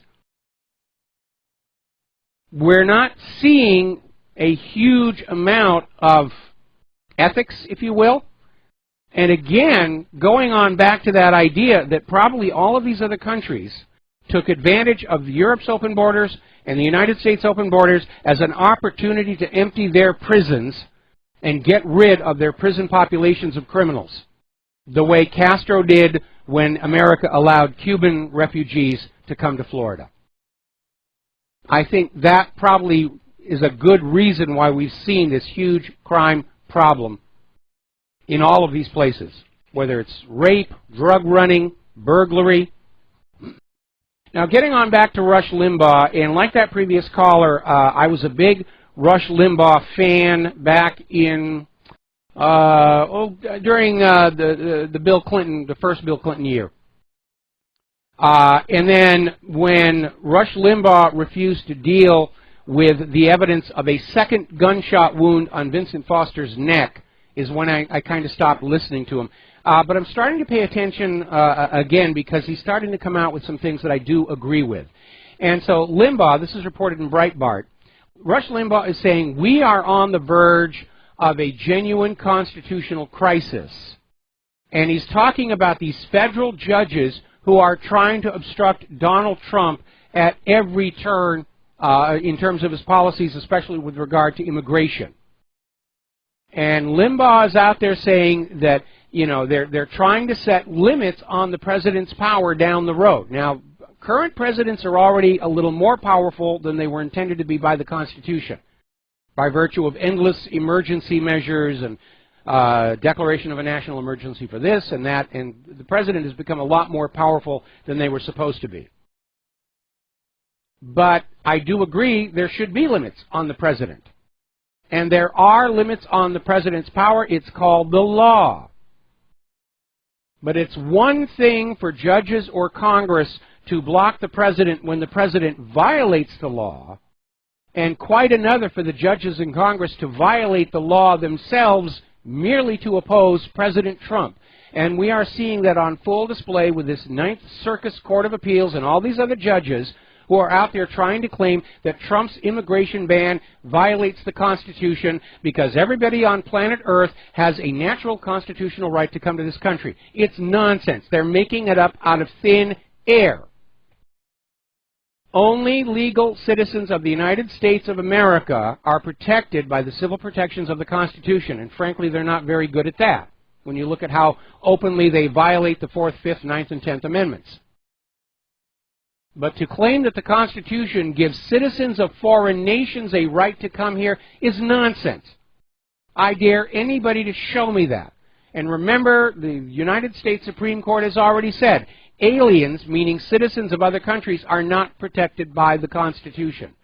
Now, when Title VIII was passed, which gives the president the right to block certain categories of immigrants, nobody kicked up a fuss saying it's unconstitutional. They're just making it up now and hoping that the American people, especially the younger Americans, dumbed down by Common Core, won't realize they're simply lying when they say that citizens of foreign countries have a natural constitutional right to come to the United States of America. They do not, they do not, they do not. Period. End of discussion. But Limbaugh is correct. If these people do not back down, we're going to have a constitutional crisis, at least if not an outright civil war.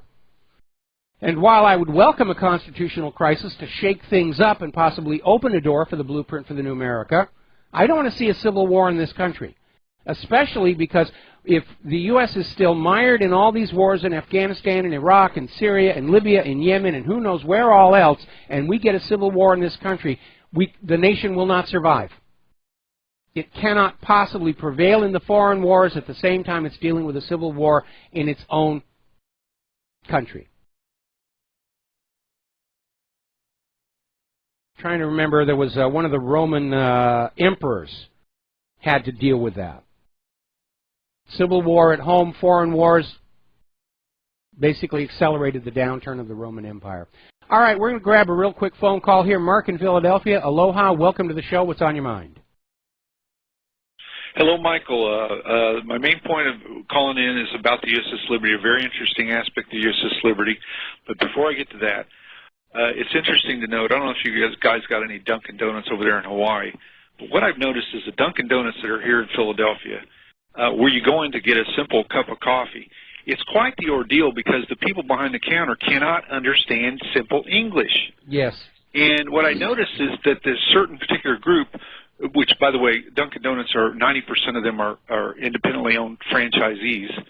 So I've noticed this particular group is behind the counter, and I guess it's not a problem for them that that I have to bend over backwards to communicate with them on a simple order. Mm-hmm. But I say that some of them might have gone. You think they got under the wire during the Clinton administration with the H-1B visa rubber stamp program? Well, the so. H-1B visa program was supposed to be focused on bringing people with necessary skills to this country, like computer engineers and so forth. But we don't have Dunkin' Donuts here in Hawaii, but we do have the problem of going into retail establishments and simply not being able to communicate with the people behind the counter. And what is really angering about that is when you're trying to communicate with them, they're speaking to you in their home language as if they expect you to already know it. We used to see this all the time in Southern California when we lived there. But again, going back to Teddy Roosevelt, you know, you're welcome to come to the United States as long as you understand you're in the United States. And we have a language here called English, and we have a certain set of laws that must be respected. And these retailers, I think, are under the illusion that by hiring these people for much less money, maybe even under the counter, that they're going to be more profitable. The opposite is true. Because when I go into a retail establishment, fast food place, store, whatever, and I cannot make myself known to the people on the other side of that counter, I turn around and I walk out, and I do not go back. Right. Yeah. Well, I recently called Dunkin' Donuts headquarters about that issue. But here's something deeper. Accenture was a part of that. A company called Accenture was a part of the rubber stamping, getting the guy named Gupta, who later got in some trouble. I heard but that. He made a sweetheart deal with the Clintons to rubber stamp the Indians to come over. H-1B visa program. Now Accenture is pushing this biometric thing for the immigrants to make sure that they, you know, with biometrics we can surely properly vet them. Accenture is behind that, from what I just heard. Anyway, on to the Liberty. The Liberty 2 weeks ago, synchronicity, man, it's happening all the time. I come across an older man who was wearing a veteran's hat, and he was my elder, and so I had opened the door for him. I was at a shopping center, and later I came across him a little bit later, a few minutes later, and he was sitting on the bench, and I happened to spark up a conversation with him.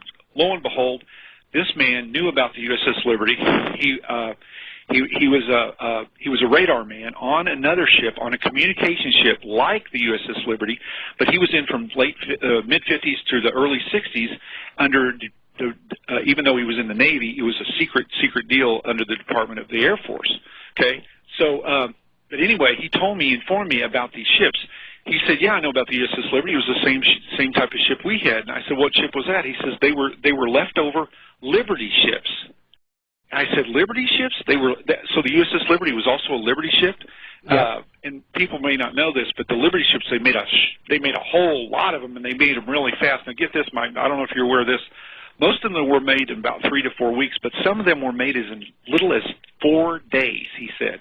I said, "No, you can't be." I said, "Maybe the keel, but no, there was actually one. Said, no, there was actually one Liberty ship, and they did it as a demonstration. They put on like 4 cruiser. They did it in 48 hours just to prove it could be done. And the concept of the Liberty ship was really kind of brutal. The idea was we could build cargo ships faster than the Germans could sink them. That was the thinking behind them. And, of course, huge numbers of losses in the maritime marine there. But getting on back to the USS Liberty, yeah, at the end of the war, a lot of those hulls were still sitting around, and they were repurposed for these intelligence-gathering ships. Okay? Now get this, and here's the important point. The important point is the hull integrity. He told me, he says, on his ship, they had to take it back to port 4 times to have it re-welded because it would get cracks in the hull. Now here's the miracle. What's the miracle of the USS Liberty being attacked? It's got a gaping hole, like 25-foot diameter hole in its side, but the Liberty did not sink. Now had that ship sank, you and I would not know about it. We wouldn't have heard a lick about it because all the men would have died. But I say it's an intervention, maybe call it from God, that it's a great opportunity to do a great reveal on who our supposedly our best ally is really who they really are to us. Well, every year on the anniversary, we make a big deal about it. We get some of the surviving Liberty crew members on there in terms of why the Liberty didn't sink, even given the cheapness of the hull. It all depends on what internal modifications they made. Because the Liberty ships were originally cargo carriers, and obviously to be an intelligence ship, they have to put in new decks, new bulkheads, new walls. And so we don't know, without the blueprints, we don't know why. But we do know that despite Israel's best efforts, the Liberty did not sink, and it was this huge embarrassment for Israel and the Johnson administration. Anyway, got to let you go here. Thank you very much for the phone call, because we're running out of time. We're going to start with Steve in California. Steve, I may have to take you through the commercial break. What's on your mind?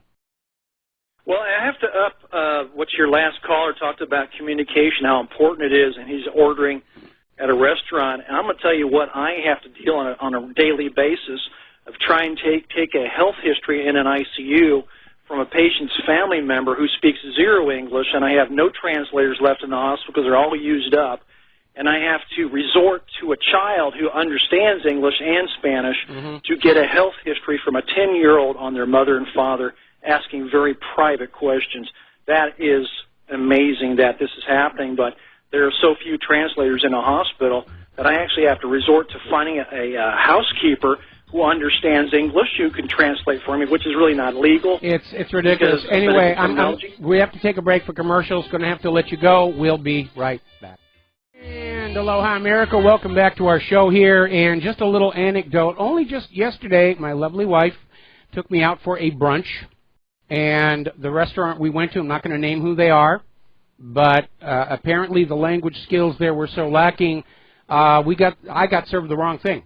I got something other than what I'd actually ordered, and frankly, it had taken so long to get the meal to me, I just said, I'll just go with this, because if you were to take it back and get me what I originally asked for, I'd probably starve to death before you got here.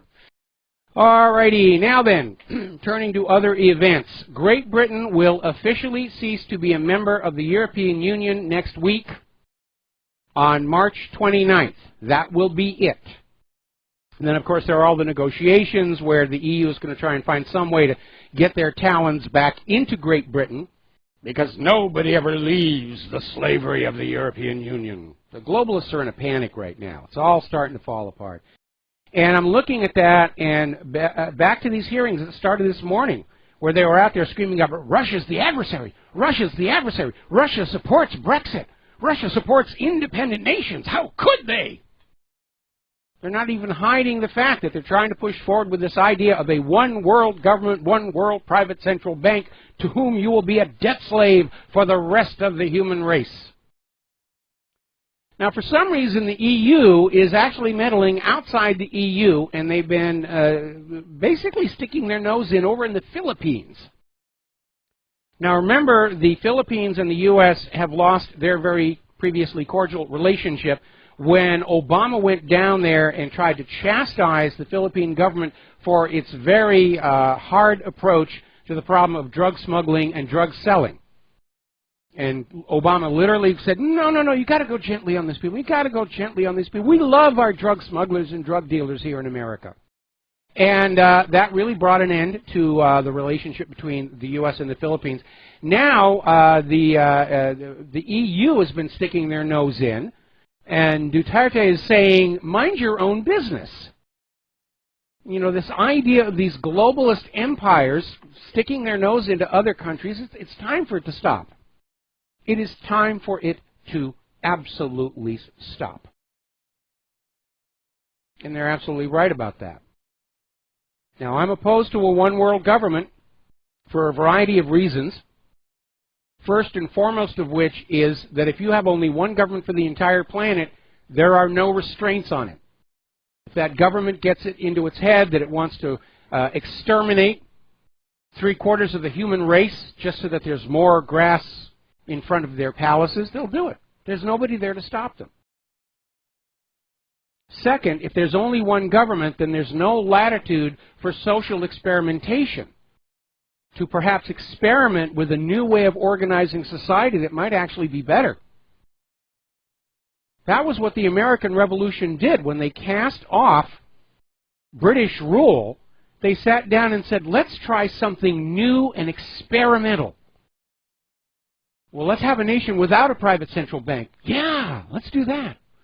Let's have a nation without a state religion. Yeah, let's do that.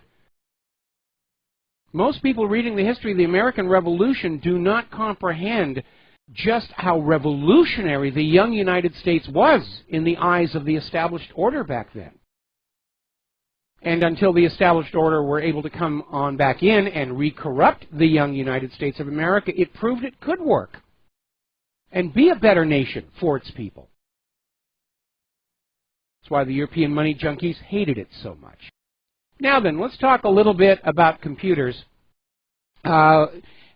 Apparently last year there was a company that for some reason got it into their head to develop a USB stick that has some added electronics inside where if you stick it into a USB socket on any kind of device that takes a USB drive, it would fry it. Apparently, it stores up the 5-volt charge in some capacitors and then zaps it back on in, burning out components on the motherboard. Why anybody would think about this. But apparently, they've now come out with version 2 that's even more dangerous. And they're saying, we're only doing this to prove that you shouldn't plug in USB sticks you find on the street.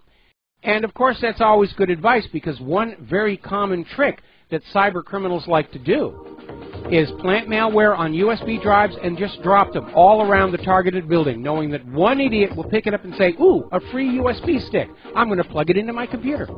We'll be right back. And aloha, America. Welcome back to the show. I'm looking at the Fox News feed here right now, and they're discussing a phenomenon called the informal sanctuary city.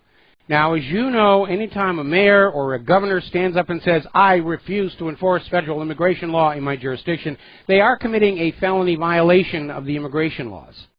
And so what Fox is talking about are communities that don't publicly say they're sanctuary communities, but internally they're still obstructing federal immigration. So this sanctuary problem may be a lot more widespread than we might think, based on those who actually come on out and say, I defy the authority of the immigration, and so forth and so on.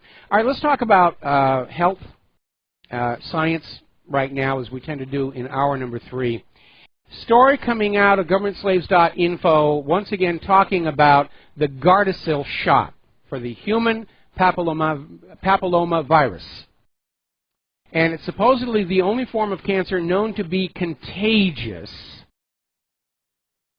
But what the people pushing the Gardasil vaccine don't mention is that HPV is easily defeated if you have a normal functioning immune system. Of the 120 different strains of HPV, only about 15 are carcinogenic. The HPV vaccines, which have never been proven safe or effective in any clinical trials, literally take a shot in the dark at a couple of those strains, much the way they do with the annual flu shot, where they'll just say, we think maybe these strains of flu are going to be the problem, therefore this is what we'll sell you. And definitely what they're not telling you is this enforced shooting of Gardasil into young girls, and they're talking about doing it to boys now, who do not have cervixes, I might add. These people are suffering paralysis, brain damage, sleeping sickness. More than 10,000 adverse events have been reported from victims of the HPV vaccine, including blood clots in the hearts and lungs, anaphylactic shock, loss of muscle use, and seizures. And they're saying there's really no valid reason, legitimate medical reason for this. It's just another product line. And here's where it gets interesting. Supposedly the Gardasil shot is only good for 5 years. And they're recommending young girls be given the first shot before the age of 10, meaning by the time they're old enough to reasonably become sexually active, the first shot is gone anyway, before they're even likely to be exposed. And then you're supposed to get the second shot. And it's a very expensive shot. And the practitioners get half that money. There's a financial incentive to stick needles in your children. There's some money. There's some more money. There's some more money. There's some more money. There's some more money. All about the money. Now, if you are as old as I am, you will remember the thalidomide scandal back in the 1960s, where there was this thalidomide was being given to pregnant women in several countries. The U.S. thankfully was not one. And it triggered an epidemic of serious birth abnormalities.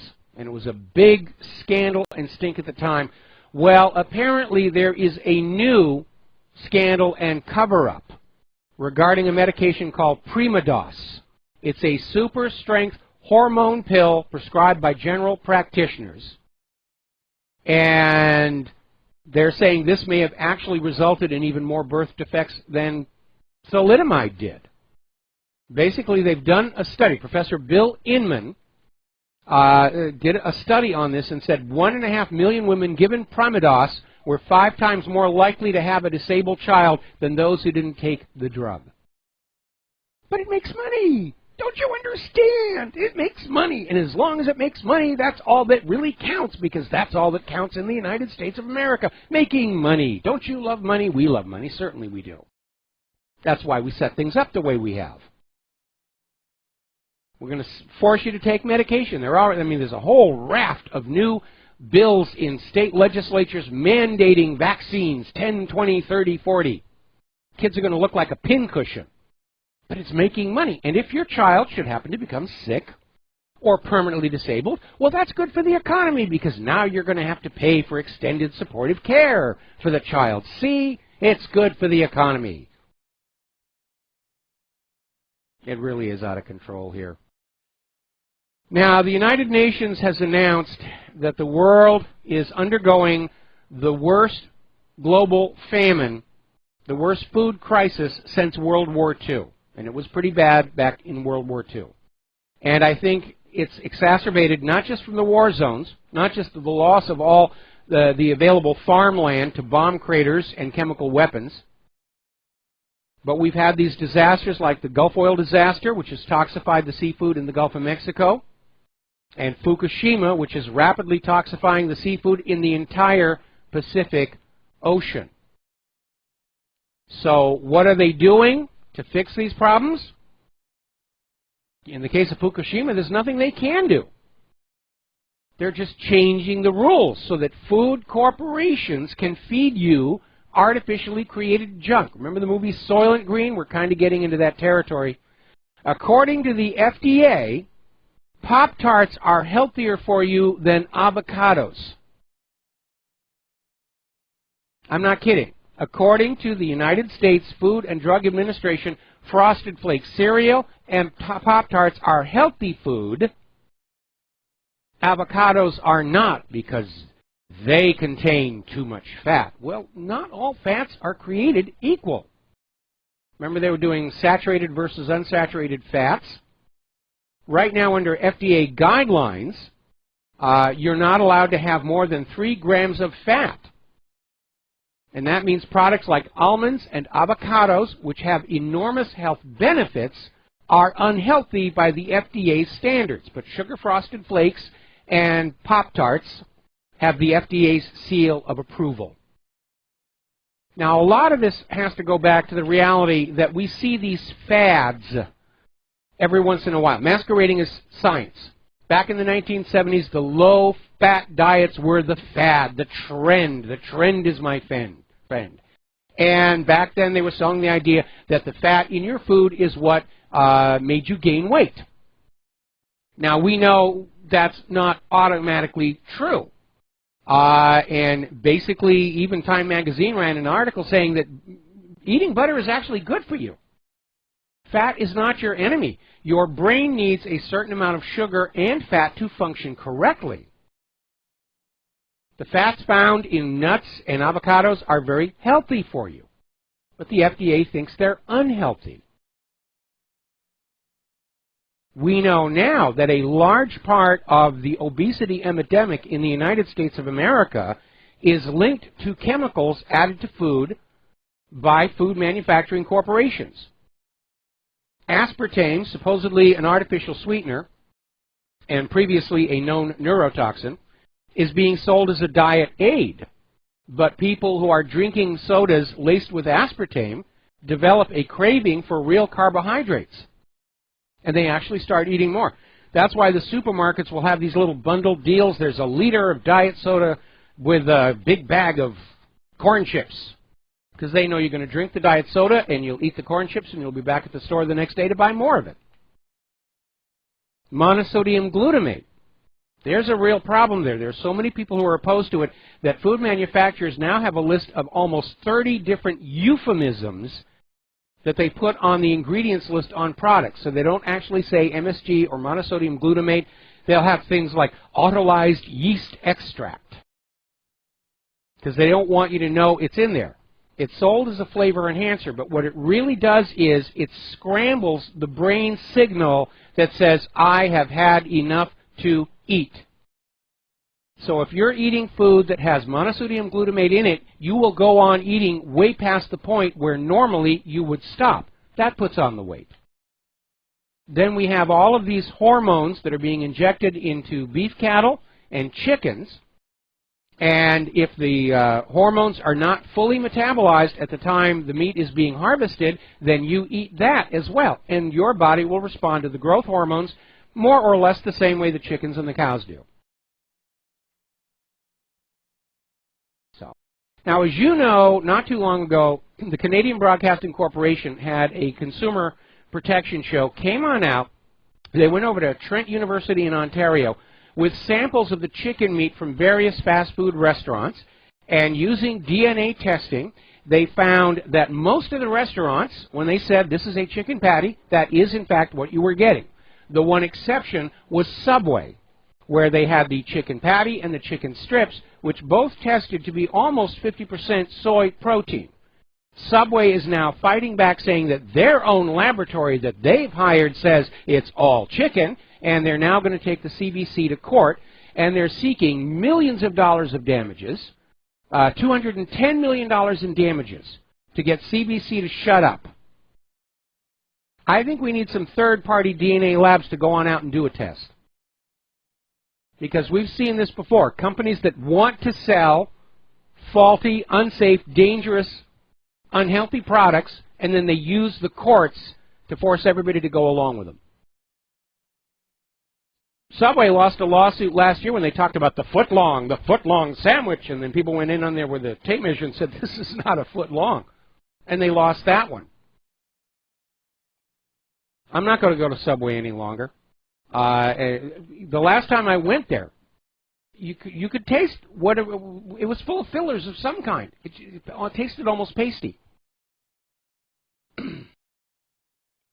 I think one of the reasons why restaurants are in such trouble in our economy is, first of all, people don't have money to go to restaurants, but more and more people just aren't trusting what's coming out of those restaurants. Food supplies to restaurants in the United States of America are held to even lower standards than the food sold at the supermarkets. So you're automatically better off going to the supermarket, or even better, to your local farmer's market. Buy fresh, organic, right out from the ground, right from the cow, right from the chicken's rear end, and cook that up and eat it, and you're going to be in a lot better situation than dealing with all of these chemicals that the stuff is saturated with. Next time you go to the supermarket, everything you put in that cart, before you put it in the cart, take a magnifying glass along with you, because they use a really tiny font. Read what's on there, and you will see all kinds of chemicals, this and that. And Claire and I these days, we follow a very simple rule. If we cannot pronounce it, we're not putting it in our mouths. Now, some food companies are getting the message, and you're seeing the ingredient list shrink down to things that you could actually say, yeah, this is real food. There are now products out there that will actually say on the front, no added monosodium glutamate. Now, there is naturally occurring monosodium glutamate, but it's microscopic amounts. You don't really need to worry about it. I do. It's a migraine trigger. Now, as I mentioned earlier in the show, the hijacking of the public school system by corporate interest is running apace up in Canada, because apparently Syngenta, Bayer, Dow, and DuPont are sponsoring what's called the Agriculture in the Classroom program, which will provide teaching materials and visiting lecturers to go into classrooms to tell the children GMOs are perfectly safe. Glyphosate is perfectly safe. You've got nothing to worry about. And when you're out there and somebody says they're not sure, you can tell them that you heard it from your school. GMOs are safe. And anybody who says otherwise, they're a tinfoil hat wearing wingnut kook conspiracy theorist, and you shouldn't hang out with people like that. Even our public school system is being turned into an advertising platform for the large corporations. Now, interestingly enough, over at naturalnews.com, there's a report from an EPA scientist, an actual scientist within the EPA, saying that when you apply glyphosate to food plants and to food, they actually spray the produce with glyphosate because it keeps it looking fresher longer. It actually leaches minerals out of the food and holds them in solution on the glyphosate. When you wash the glyphosate off, and you'd better do that, you're leaving the food deficient in minerals like zinc and magnesium that you have to have. Remember that old series of TV commercials about a margarine product? It's not nice to fool Mother Nature. It's not only not nice, it can be very, very dangerous here. Now, NASA has managed to duck serious budget cuts on Trump's new budget. The axe did fall on all of the global warming stuff. The Earth climate probes, many of which were found to be sending back totally bogus data anyway, those have hit the axe. The program for the asteroid snatcher is being cut, and I think the reality is there that we know there's a risk from an asteroid hitting the Earth. It's happened many, many times before. There are over 100 surviving asteroid craters that have been found on Earth. Many of them are buried. You have to identify them by finding coesite and suevite on the surface. It has happened. It will happen again. But at this point, the asteroid snatcher program hadn't really come up with anything that looks like it could really work to prevent an incoming asteroid. So I'm sure academics will continue to debate it. But I think it's better that NASA be turned back into a civilian technology incubator to develop the new technologies, the new materials, the new science on which new industries, new products, and new jobs can be based. Because remember, the tech boom of the 70s, 80s, and 90s was forged in the fire of the Apollo Moon Project. And we need something like that again to push us out ahead, to leapfrog over the rest of the world and regain our leadership in high technology manufacturing. So I'm fully on board with that. I'm very much in agreement with that particular Trump policy. Russia has now started production of its next spacecraft headed for the moon. They got the funding, they got the blueprints, they're recruiting cosmonauts. They're getting ready for a new age in Russian space exploration. Good for the Russians on that one. Boy, I remember how exciting it was in the 1960s. Mercury, Gemini, Apollo. It gave you something that you could really feel good about the United States, even as Vietnam dragged on, political leaders are being assassinated. You could still cling to that space program as a point of national pride. I look around the country today, I can't see a single thing to really feel incredibly proud about in terms of the United States. What are we proud about with America? I don't know anymore. I don't know. We'll be right back. In Aloha, America, welcome back to the show. And getting on back to BBC and giving them credit where credit is due, they do have some amazing documentary series about life on Earth and nature. And I've always admired those, and I admire the crews who go on out and get the footage. I'll tell you from personal experience, it's never as easy taking the pictures as the final edit makes it look. And a good illustration of that is apparently a BBC team was up on Mount Etna in Sicily documenting the current eruption when a new vent erupted literally in front of them. And part of the camera crew and a bunch of tourists got pelted with these extraordinarily hot rocks, some head injuries, burns, cuts and bruises, and apparently some of them had to be evacuated by helicopter. So it is a high-risk business. Now, Mount Etna, of course, is a highly explosive volcano. A lot of gas mixed in with the lava that can be let go. Like if you shake up a soda pop bottle and you open it, it's going to erupt.